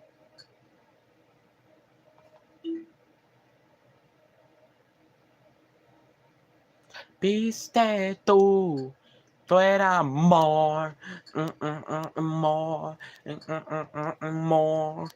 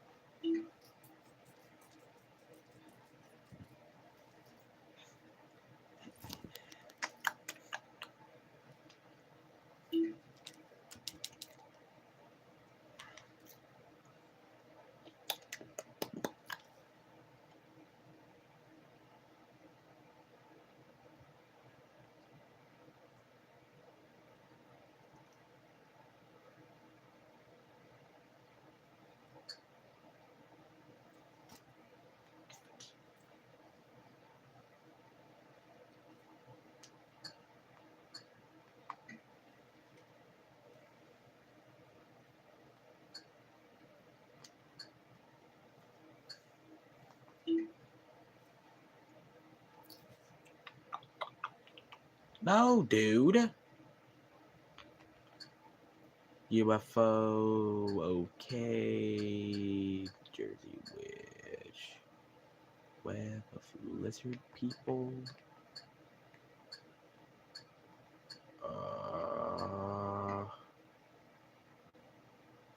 Well, I don't bring up ghosts too much, so we'll go ahead and give this episode a listen. I'm just hoping I don't get in trouble. Prove you know your finances. Okay, let's go. How many subscriptions are you paying for? 3. Let's download Rocket Money and see if you're right. Oh, you're actually paying for 15 subscriptions. What? The app is telling me all this? Yeah, it shows you all your upcoming expenses in one place, including subscriptions you forgot about. And if you see a subscription you no longer want, you can cancel it right from the app. That's great. Can I get out now? Yeah, let's get him out.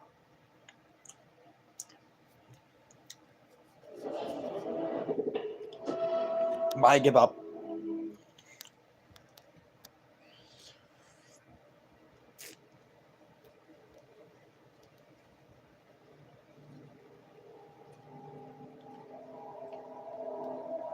Oh fuck. I'm scared. I'm not I believe working. there is a spirit world.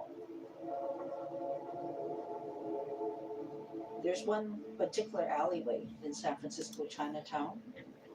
If you go to the top step and put your hands up like this, eyes closed,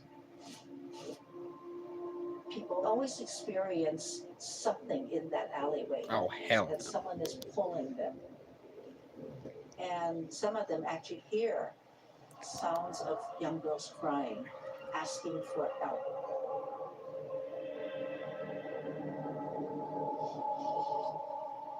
It is said that these girls were trapped.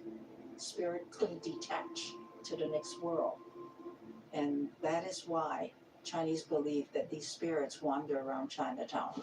This might be the last one I'm gonna do, a cryptid, for now, because I got a different video playing. Woo!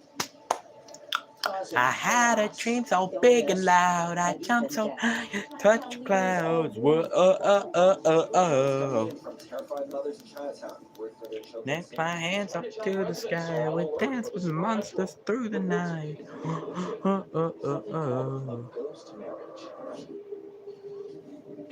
But what I'm gonna do, you guys, is that this might be the last one for now. But after New Year's,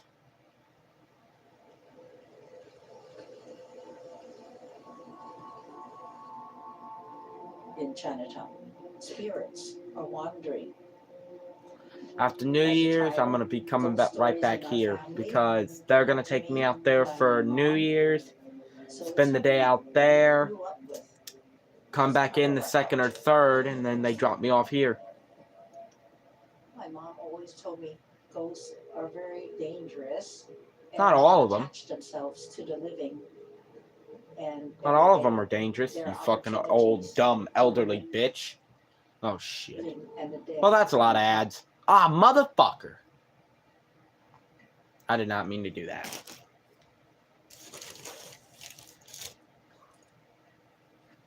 And the dead to encounter each other. There have been many cases in Chinatown. But after this episode, I'm going to go ahead and end the stream and then start another one up at maybe 4 or something.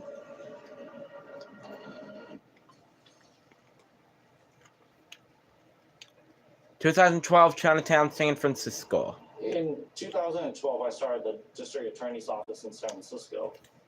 We started receiving those cases from SFPD, and it was something that we've never seen. Threat of a ghost who will kill your child within 3 days. At the time, there were cases, and the only way to prevent this from happening is to perform a ritual where the ghost would marry your youngest son or daughter.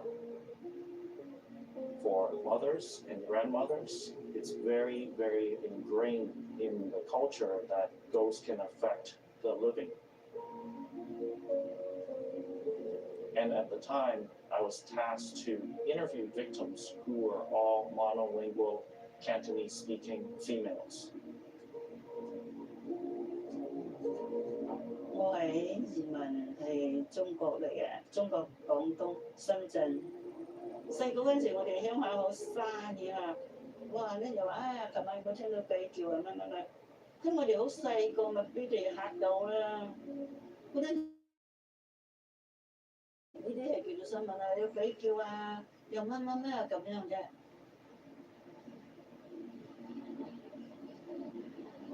一個法佬。我同我先生就嚟生孩子，揾工做啊！我荷包 only 40蚊啫，雙頭。Sorry, guys. We'll just go ahead and look at the other one, the Pope, or... Hold on.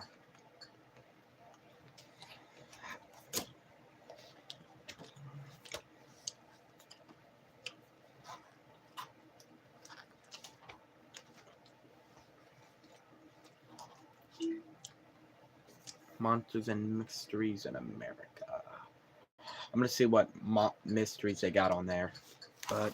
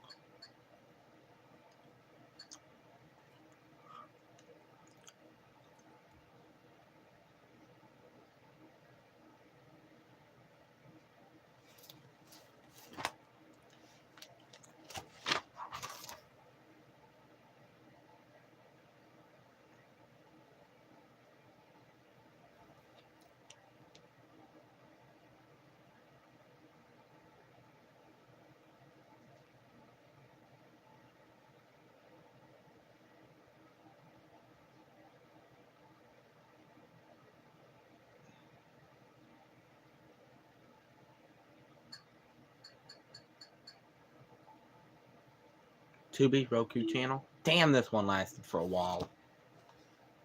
This one lasted from 2013 to 2024.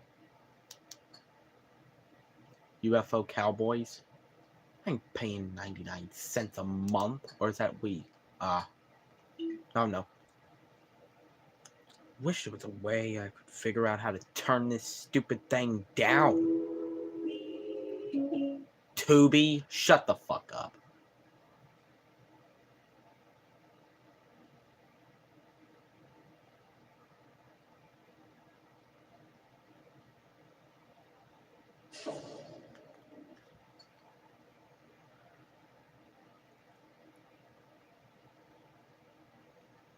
Scariest monsters in America? Let me see. If you play even a little bit of an episode and I shit myself, I'm gonna rip you out of the fucking TV and slap you silly. Shut the fuck up. Damn it to hell.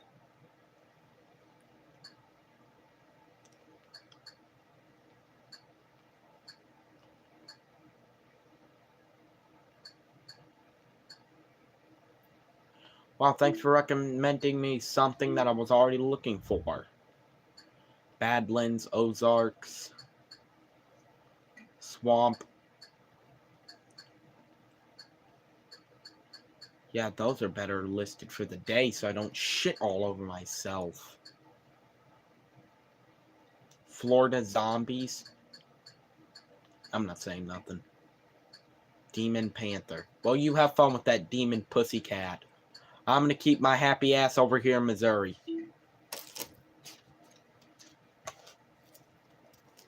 Those eyes, that nose. How do I turn this stupid thing down?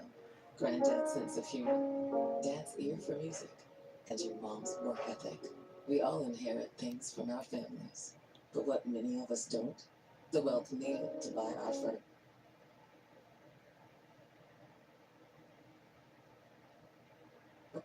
A reality for more.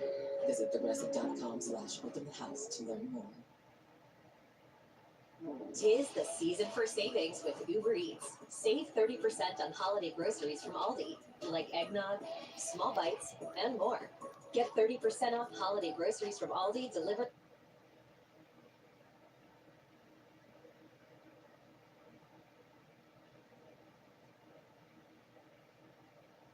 Hold on, guys. I'm connecting it. What the fuck?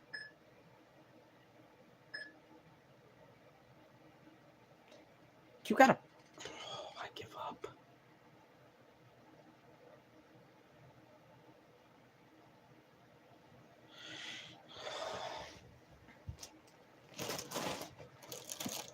Hold on, you guys. I'll get up and turn it down myself. Or actually, it's better if I connect it.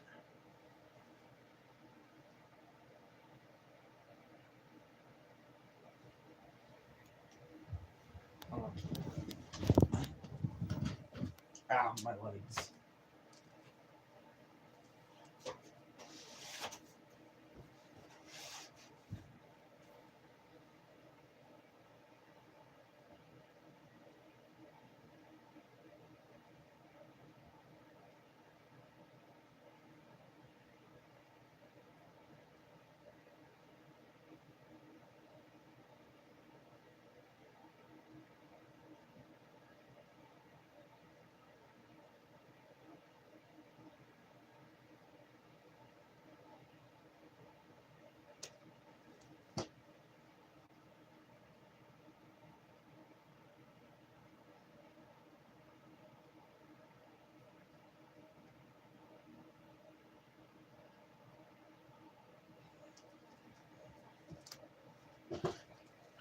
Well, I thought that would work.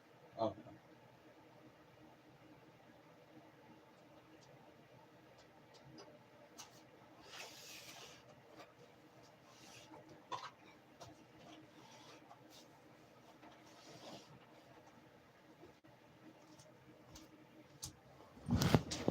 Alright, there we go. I turned it down to 20. Hopefully it'll won't be Spot too loud. opportunities and execute precise trades with Robinhood Legend. Set up powerful charts in seconds. Build custom layouts or start with a template designed to fit how you trade stocks, ETFs, options, and crypto. Take your trading to the next level by entering and exiting positions with one tap. Analyze trends in greater depth with real-time market data, updated at sub-second intervals. Spot patterns and opportunities with over 80 technical indicators and drawing tools. Join over 25 million investors on Robinhood. Those who served, their spouses and children, and the generations that follow. Those are our people. And we've been proudly serving them for over 100 years. Because here, we take care of our own. USAA. Become a member today.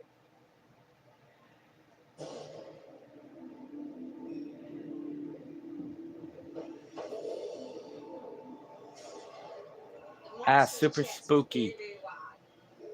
What the fuck? Oh shit, that was Bigfoot.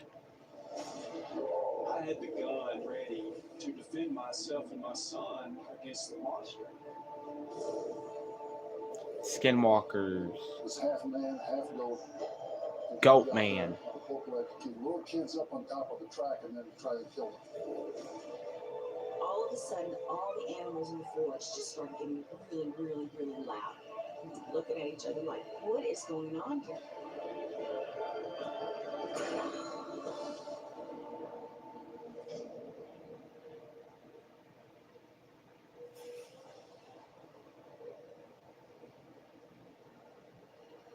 The Ozarks.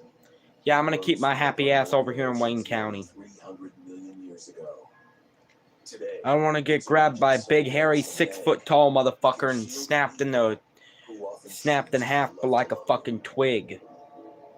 in the hardscrabble life of Ozarkers, the old stories are held close. Faith in the mysterious and the unexplainable stands fast. Arkansas as a whole, including the Ozarks, have a long history of sightings of mysterious creatures. This would all be a place where an unknown animal could hide. The people that really have seen the monster take it seriously. I know of several people who were skeptical before. They're no longer skeptical. There is a lot of open space here. There's a lot of dense country that is not explored. You know, you're right at the outer edges of society. So you get a chance to see things that ordinary people don't see.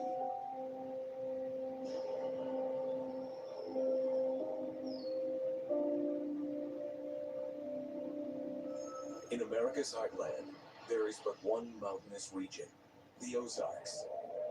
On its southern edge lies Fouke, Arkansas, a tiny town of less than 1,000 in the southwest corner of the state.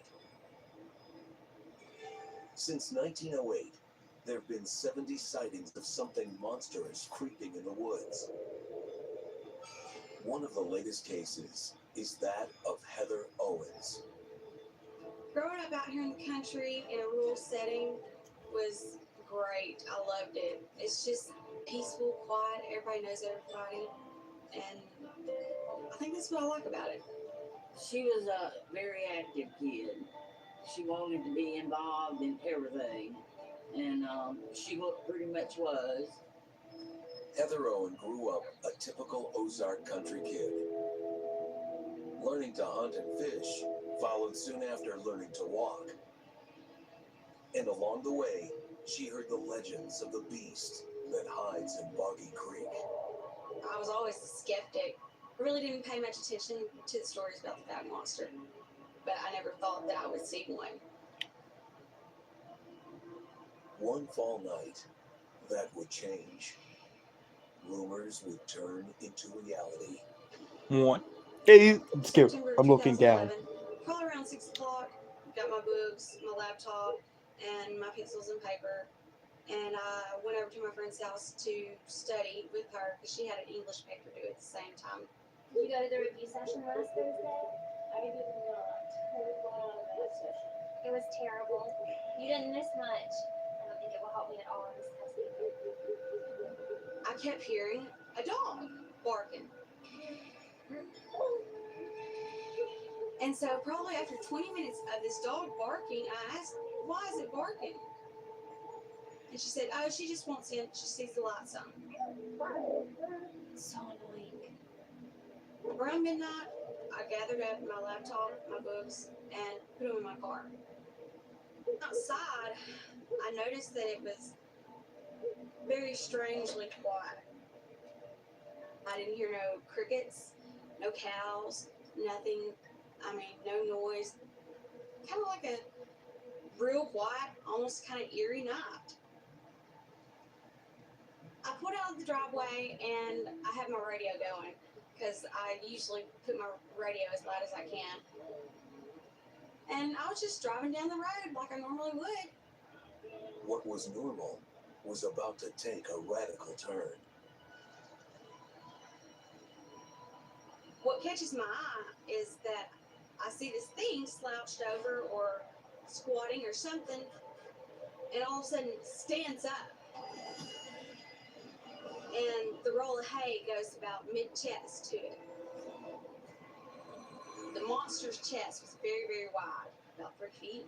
I'm 5 foot, so I'd say he'd be about 8 feet tall.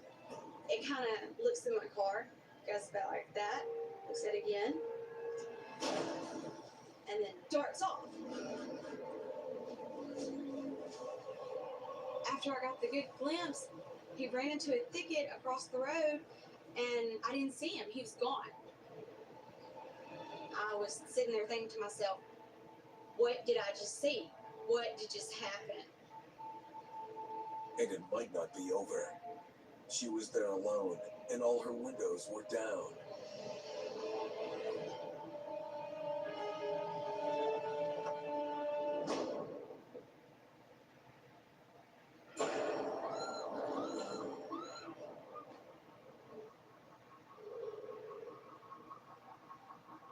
Nope. Heather was no longer sure what was there or not. But she knew she had to leave and make it to the one person who would understand. She was just practically screaming out at me, very high-pitched voice, and her words were running together. I told her to slow down and just wait, slow down. And we went through this process about 2 more times until I heard her come out plain and said that she had just seen the fountain monster. Well, I was scared. I was frightened that something bad could have happened to her. 2 days later, after the incident happened, we went down there during the daytime. My mom wanted to see where I had the sighting. I didn't have any doubts. I knew what I seen. I think all the time of what would have happened if I'd actually hit it. And I'm just seeing hands coming up at me and just thinking the most horrifying thing to scare the living crap out of me. I don't know what he would have done. Heather Owen has joined the growing legion of believers in the existence of the fountain monster. The sightings have been clustered in southern Arkansas, and they describe the creature as tall and ape-like. They looked rather large, and the arms was swinging. The arms was longer than past their knees, and it was looking back over its right shoulder at me. Some with close encounters have reported a hideous stench. Boy, it smelled like old wet dog hair, maybe something sort of dead. It was awful. I mean, it was really grotesque. Others have recounted a scream, like a panther in heat. A few have even seen glowing red eyes the size of silver dollars. Sometimes seeing the monster for the very first time is a very frightening experience. The very first thing they always say is, don't tell anybody, or don't mention my name. For the believers, there's a safe haven in Fouke. A diner that dishes out generous helpings. What an idiot. When a Oh, person please tells tell me me she they spotted quit. something that's so above the ordinary, Fuck. I don't know whether I'm in a position to say, you've got to be lying, You didn't see anything like that. Oh, I hate these idiots. I've only seen them for a Those few. kind of persons who just dismisses Goody. what a person says. Skeptics, say, you don't believe this, do you? Well, as someone who's interviewed countless people who believe they saw something unexplainable, at the end of the day, I come away with the belief that these people actually saw something they couldn't explain, something that frightened them. Now, one local Ozark hunter says his belief is turned into proof. When you see it for the first time,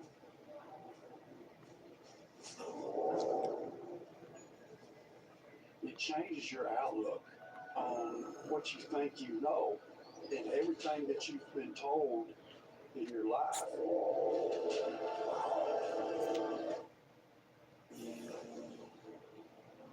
In the Ozarks, residents of Fouke, Arkansas have long claimed that a man-like beast hides in the area's swampy forests. One of the latest is college student Heather Owen. A short trip home from studying turned into one of the most terrifying nights of her life. After that, there was no uncertainty for Heather. The Fouke monster is real. Right here is Boggy Creek, ground zero for the Fouke monster. This is a very significant area because where we stand would be an area where a creature, if it was to come out of that more remote, rugged area and approach civilization, this would kind of be where it would come to the limits and possibly be seen by some of the people that live out on these county roads. In fact, a lot of the sightings took place along Boggy Creek. My family goes back probably within a 200-mile radius of this area, probably 100 years ago.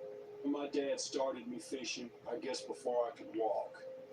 When I was a little child, he would take me off in the woods and teach me how to track deer and hunt squirrels. And we filled the freezers up with squirrels, and my mom would cook them up and put meat on the table.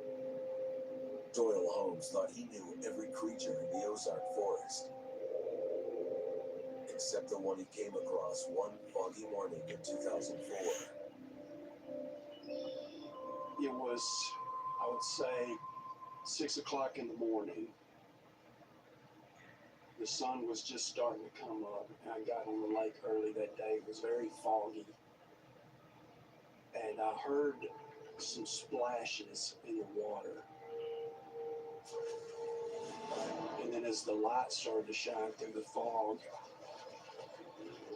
I could see a silhouette of a bipedal animal standing up in the water. When you first see it, it just runs through your mind that you can't be possibly seeing what your eyes are telling you you're seeing. It looked like he was hunting for something in the Super water. scary. He was kicking debris up out of the water that looked like he was fishing.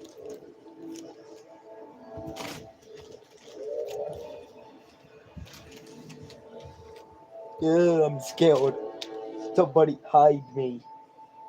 As amazing as the sight was for Doyle Holmes that morning, Somebody hide me. I'm scared. That would change. It was just after Thanksgiving. We were all full of turkey, and it was starting to get dark. And we thought, well, let's go out in the woods since we got some time with the kids out of school, and let's see if we can get a hog.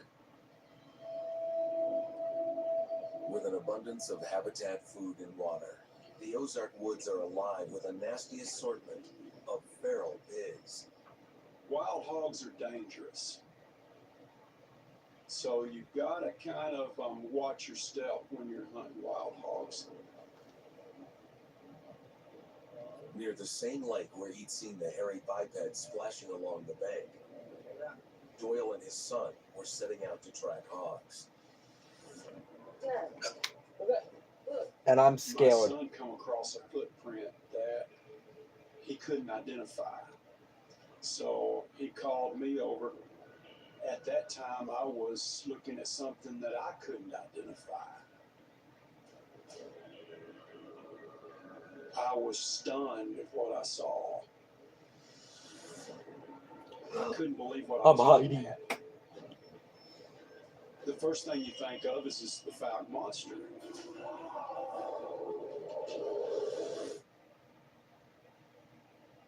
You want ads that drive results. That's why we built Roku Ads Manager, where performance beats efficiency. Our performance algorithms are designed for CTV, making it easy to measure and optimize your ads. Run your ads alongside the premium content your audience is streaming. Drive conversions beyond the big screen with action ads, an interactive way to engage with your audience. Press OK on performance. Get started for as little as $500. Sign up at ads.roku.com.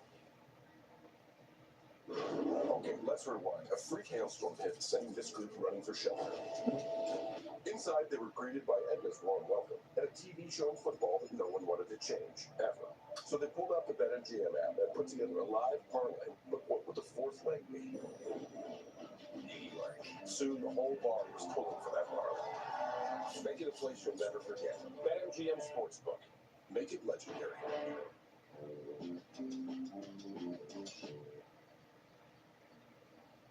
Tis the season for savings with Uber Eats. Save 30% on holiday groceries from Aldi, like eggnog, small bites, and more.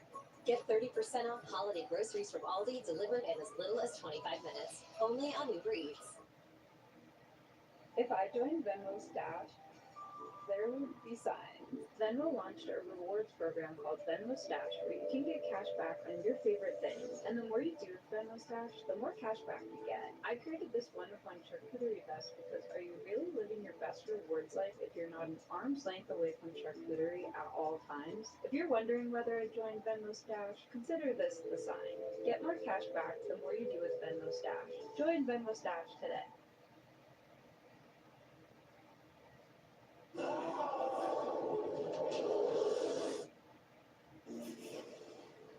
One evening in the Ozarks, Doyle Holmes and his young son were out hog hunting. When they came across huge tracks, they realized they had stepped into monster country. I couldn't believe what I was looking at. Is this a human print? An animal? What would do this? If it was a human, he would be huge. The first thing you think of is the Falcon monster. If it was, Doyle and his son might be in trouble. They were on foot and trapped against the edge of the lake. You could tell that what made the print had just walked through. It had come up out of the lake, and you could tell the footprints were really fresh. With it getting dark, we decided to get out of there. Then, out of the blue, a horrific scream, unlike anything hog or human they'd heard before. Who's that? Who's that? There it is. Something impossibly large was thrashing in the bush. I had the gun ready to defend myself and my son against the Falcon monster in case he was to burst out of the woods on us. You have to be ready for anything at that point, and seeing those tracks go right there, I had to be ready. Just as suddenly, the monster disappeared, allowing Doyle and his son to escape unharmed, but leaving a trail of questions. I think it's possibly some type of undiscovered primate who's managed to remain elusive all this time. I know it's highly improbable, but it's not impossible. You know, an area like Arkansas, from the Ozarks to the southwest tip, to all sides, it is the kind of place that could hide some type of creature that is an expert in remaining elusive. He's very controversial. There have been rewards put out for his capture. He's extremely agile, quick, fast for his size. Taking, for example, in one step, the distance that a human would take in a couple or three. talking to these people, there's no way I can dispel what they're saying when they have credible evidence and sightings. They've seen something out there, so I believe there's something out there. I really do. No one needed to convince Doyle Holmes the monster is real. Substantiating that belief was something else. When I got home that night, I actually pondered what had just happened, what we had just found. And you start to think, okay, how are we going to prove this? You can tell people what you've seen, and they're not necessarily going to believe it unless you have proof. The proof was the muddy footprints on the banks of the lake. When the weather turned bad 2 nights later, Doyle had to move fast. Armed with a bag of plaster and a revolver on his hip, he went back into the woods, this time alone. It was starting to get dark, it was starting to rain, and it was cold. I was kind of nervous going back when I did, but I had to get the track. I needed to get the track and preserve it. When I got down there, I found that the hogs had been back through there, and I was only able to find one good track left that I could preserve.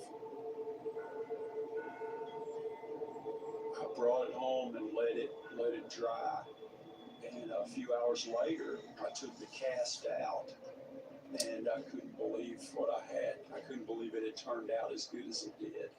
It's proof that is more difficult to explain away.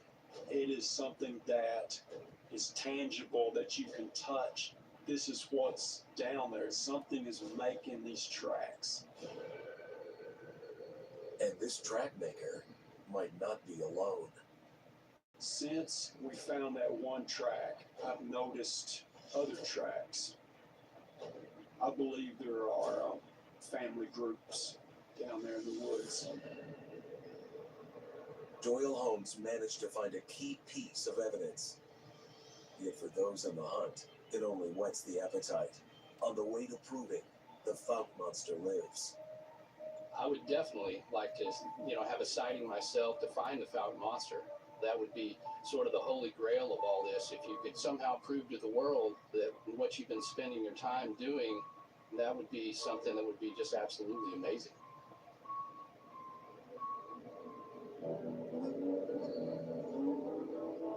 The Fouke monster remains elusive, but at least it doesn't appear to have homicidal tendencies. Quite a different story is the case of a frightening goatman monster. One that's plagued parts of Kentucky some 300 miles to the east.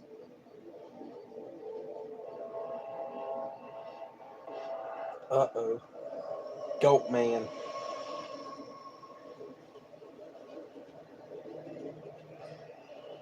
Long ago, the railroads cut through forests and bridged across valleys to reach coal country in western Kentucky. This video is about the Ozarks. That would mean the goat man's over here. County, where the Poke Lick Creek runs through a narrow gorge, the railroads built a massive span. That reminds me of Red Dead. That one bridge connecting from, that one train station to that one train station? That reminds me of Red Dead. Oh, fuck no. The legends go back to the 1940s and 1950s, several generations of it. Hi. When I first heard about it, it was like it's a creature called the Goat Man. He kills people, drags them back into the woods, and people are never heard from again. I can remember going to slumber parties with my girlfriends when I was a teenager and talking about the story of the Poke Lick monster, and it was terrifying. The story lured more people out here, and the more teenagers and young adults that ventured out, the longer the story got. This rumor just persisted, and kids had to go out and see it for themselves. As you drive down the road, there's this sort of one-point perspective. You have trees on either side of the road. The closer you get, the more scared you are. And then all of a sudden, it's there in front of you, this towering and terrifying trestle above you. And then you have to decide whether or not you're going to climb it and be brave. The Popeland Trestle is scary, but for generations, hundreds of people have claimed to see something even scarier. This half man, half goat that lived out there on Pope Lake had a rusty axe with him all the time. He had hypnotic eyes. He'd lure kids up on top of the track and then try to kill them.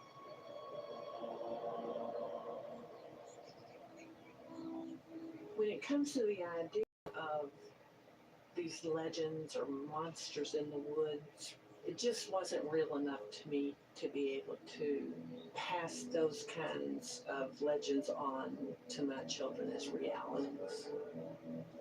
Monsters that creep in the night were the last things on the mind of Sue LaRue. She had 4 children to raise. By 1988, 17-year-old JC and his 15-year-old sister Lee were still at home. JC was a great big brother. He defended me. We played together. I was 2 years younger than he was, so, I didn't like him. He smelled. He was a boy, and, he didn't like to wear dresses or play with dolls. So I learned how to play a lot in the yard. And JC and I had quite a lot of fun. JC was a great guy. He would do anything for anybody. We spent a lot of time together, especially the first couple of years of high school. On a chilly evening in February 1988, JC and Chris were heading out for a night with friends. The last thing I remember, JC and Chris were headed out the door, and I asked JC for the $20 I had loaned him a couple of weeks earlier, and he kind of shrugged me off and said, "I'll send it to you when I get to Pensacola." So I, kind of growled at him as they went out the door. The last thing I remember saying to JC was, "Bye, honey. Have a good time. But be careful." In recent weeks, Sue had grown worried for her son. I did have a premonition. I haven't shared it with a lot of people. I think because it seemed so eerie. Where I worked, there was a chapel on the 2nd floor. And I got on my knees and I prayed, "God, please keep JC safe."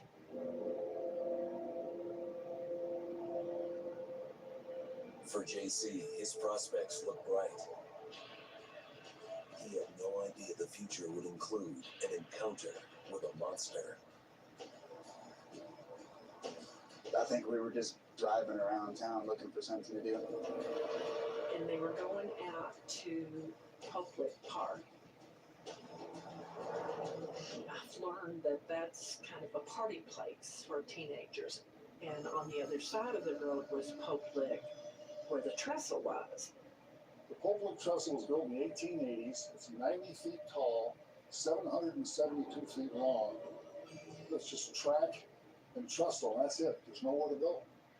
The perfect trap to terrorize those with the misfortune of entering the domain of the Goat Man. As the kids go out there, maybe they did see something. What would get them up there? What was the reason? So how did these strangers, a random collection of guys, end up fast friends? They were +1s to a high school reunion. Not fun. But then someone pulled out the BetMGM app. Who you got?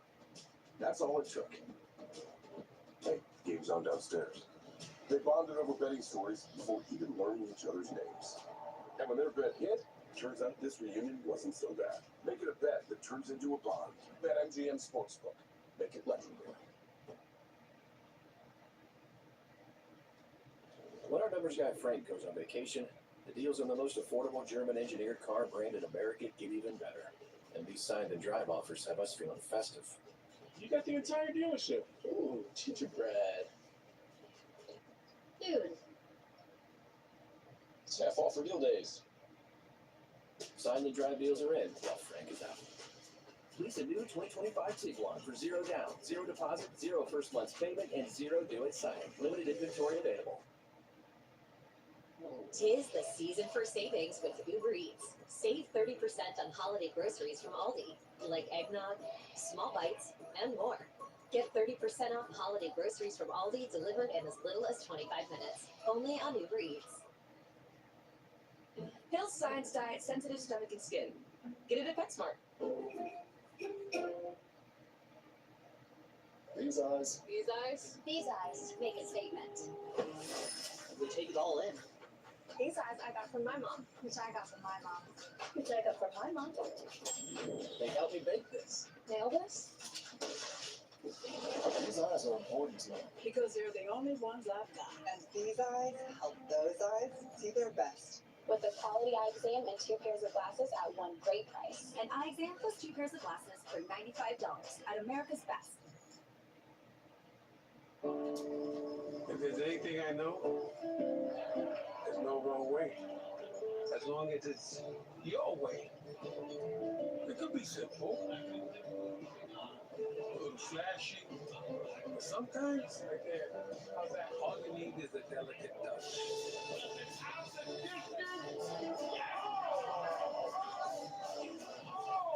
New customers in Missouri bet $5 and get $300 in bonus bets guaranteed. Something. What would get them up there? What was the reason?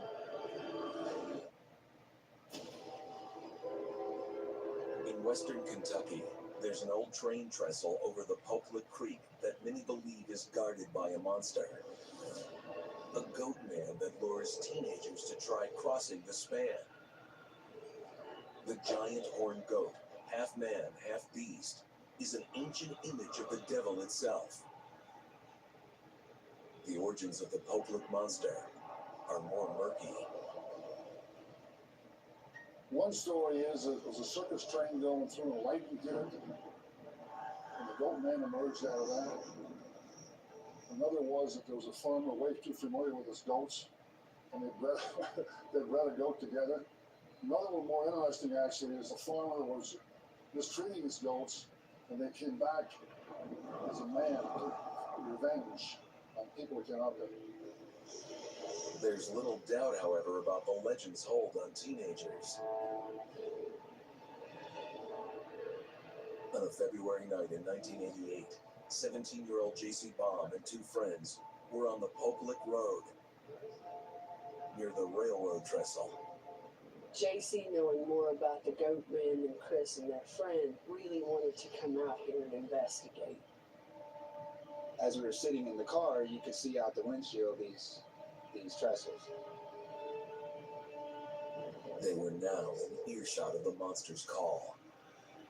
A creature rumored to imitate voices, hypnotize the unsuspecting, and entice them to climb the tracks.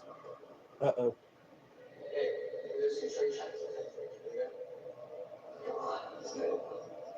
And he got out of the car and he started saying, "Let's go," and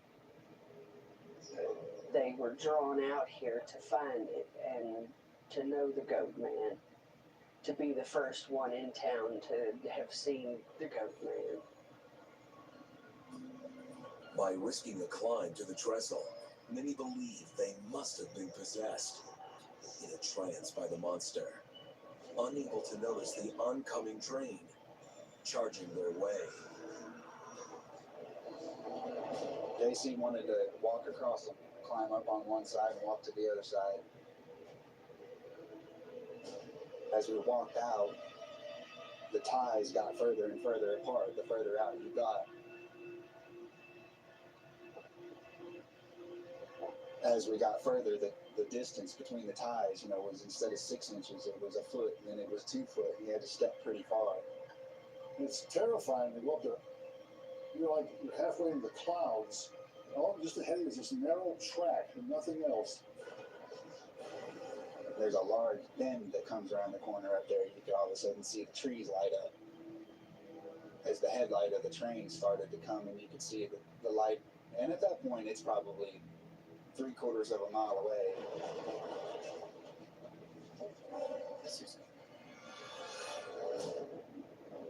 and somebody said, "Oh, there's a train."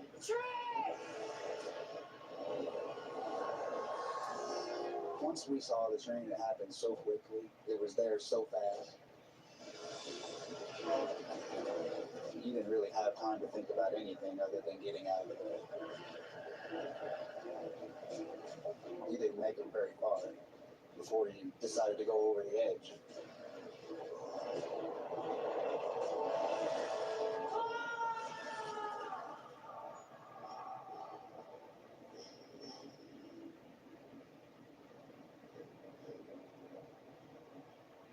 Miraculously, Chris and the other teenagers survived.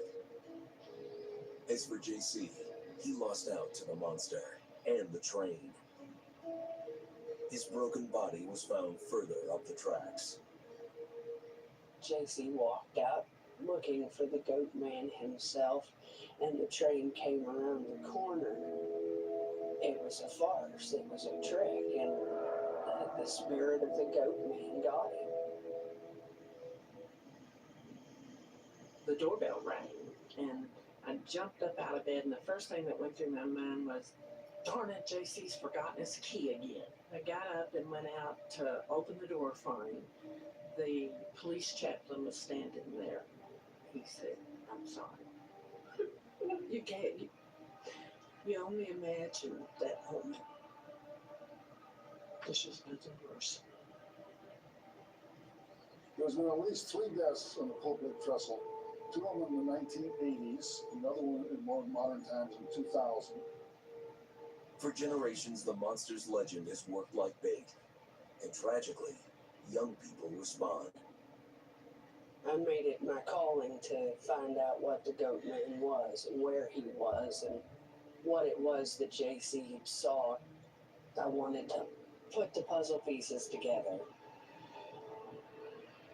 Without telling her mom, Lee climbed the hill at Pope Lake, gambling that she could take on the monster that killed her brother.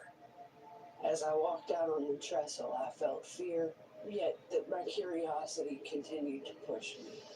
I wanted to see what JC saw. I wanted to find the goat man for him.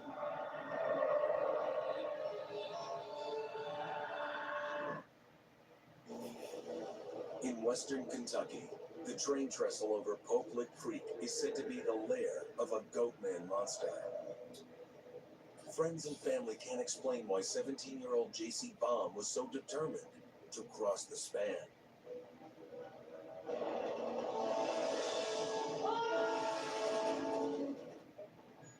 In the wake of his death, his sister Lee decided to see if she could find the monster. I wanted to understand the goat man, and I wanted to understand what JC was looking for. I did climb the hill. I climbed about a quarter way out on the tracks. I was frozen. I felt fear, but my curiosity continued to lead me out. Lee survived the ordeal, and it brought her closer to the truth about the monster. Yet even today, she relives the fear anytime she's close. Oh, wow. Excuse me. Oh, God, that's it. That's it. That's it. That's a train. You feel it. I've been out here numerous times. I've yet to see the goat man, but I don't give up hope that maybe somewhere, somehow, he lives under the bridge out here. I think it's certainly a possibility that something lives up there that lures the teenagers, that encourages them. Is it a goat man? I don't know. But something attracts the teenagers. And I didn't see that back then.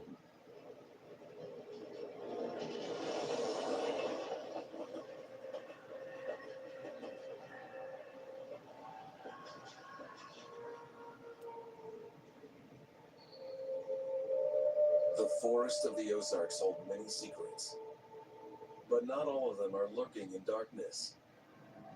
In one place, the The darkness is Joplin overcome spook by an lights. unexplainable light. An incandescence that seems born of magic.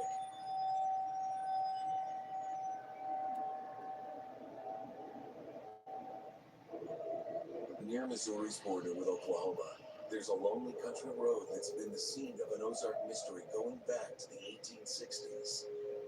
A place where a glowing orb, called the spook light, suddenly appears from nowhere. People have seen it in hot summer nights. People have seen it in, in the middle of a tornado. But on a good night, you may see it 2 or 3 times in a 4 or 5 hour period. It has a tendency to disappear. One minute you're driving down the road and it's in front of you, and you peak this one small hill and you turn around and it's behind you now. We were actually looking towards the west, and all of a sudden somebody says, "Hey, it's right behind us." So it kind of snuck around and came up behind us, and hence the spook light. How can a ball of light be at one place and then within a fraction of 2 seconds be behind you? And we watched it turn colors and move. And the whole time you're thinking, how does this possible? There's no doubt witnesses are seeing something. Explaining it is harder. Through the years, theories about the spook light have come and gone. In the 60s, Popular Mechanics did an investigation around the lights from Route 66 bouncing off the clouds, basically, and back down onto this road that's kind of sits parallel with it.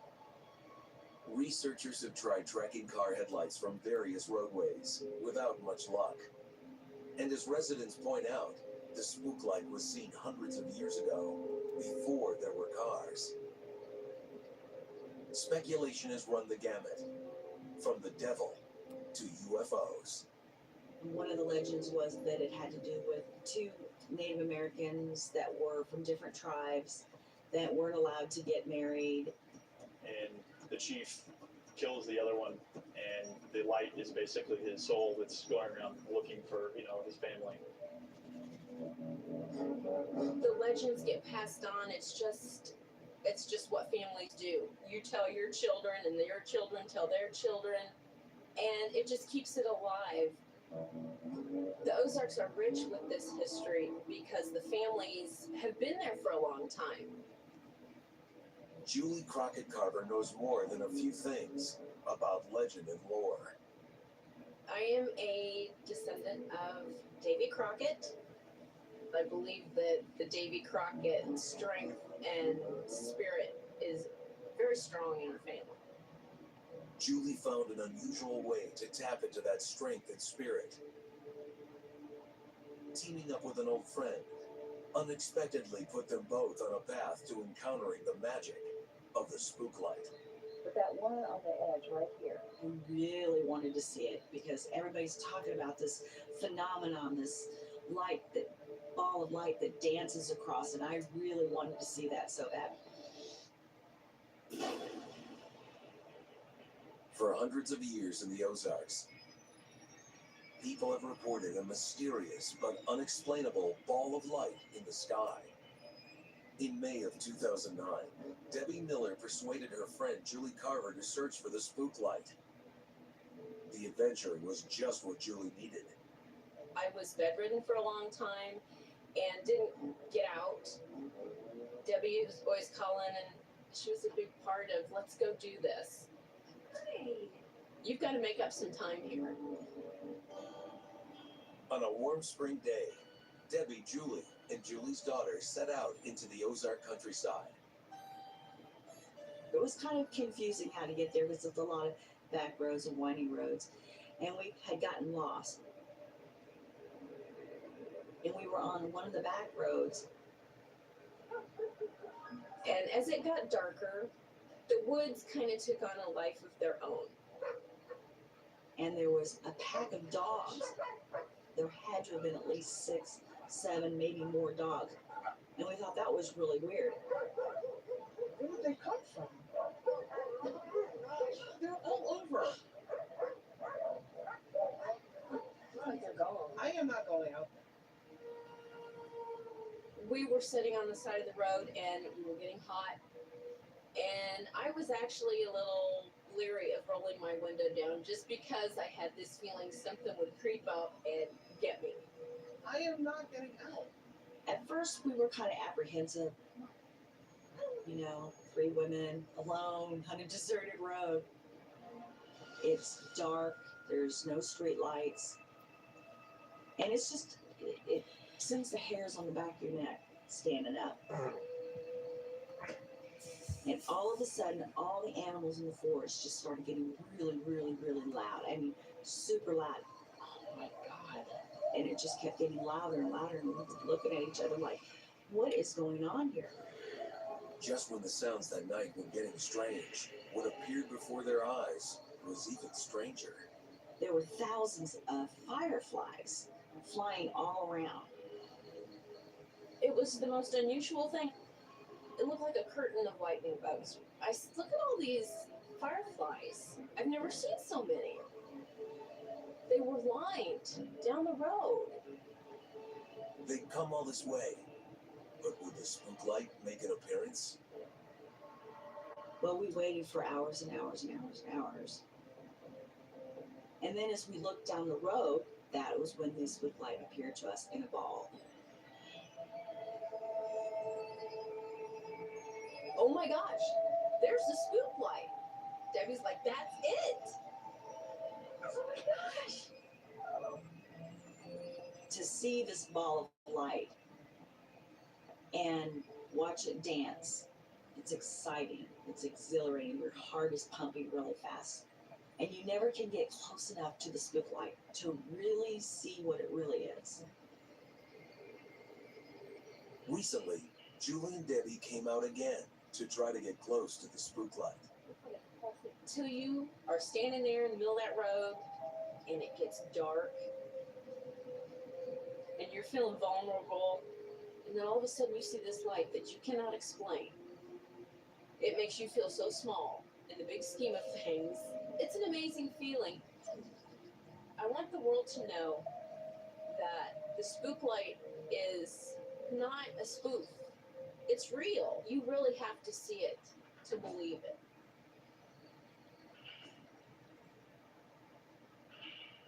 The entire culture in the Ozarks is all about stories. Something's going on. Something's unexplained. Some type of paranormal ghost monster, whatever you want to call it. There are things out there that exist that we haven't thought about before. Every time you have an encounter with something that you did not think was real, really makes you wonder about what you've been told about the reality of living here and on this world.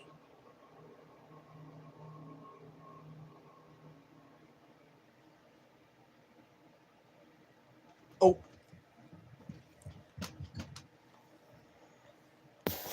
What time is it? Roku ads Oh manager shit. puts Whatever. photos I'll see you guys right later. in your reach. Bye. Run your ad alongside the premium content you know and love.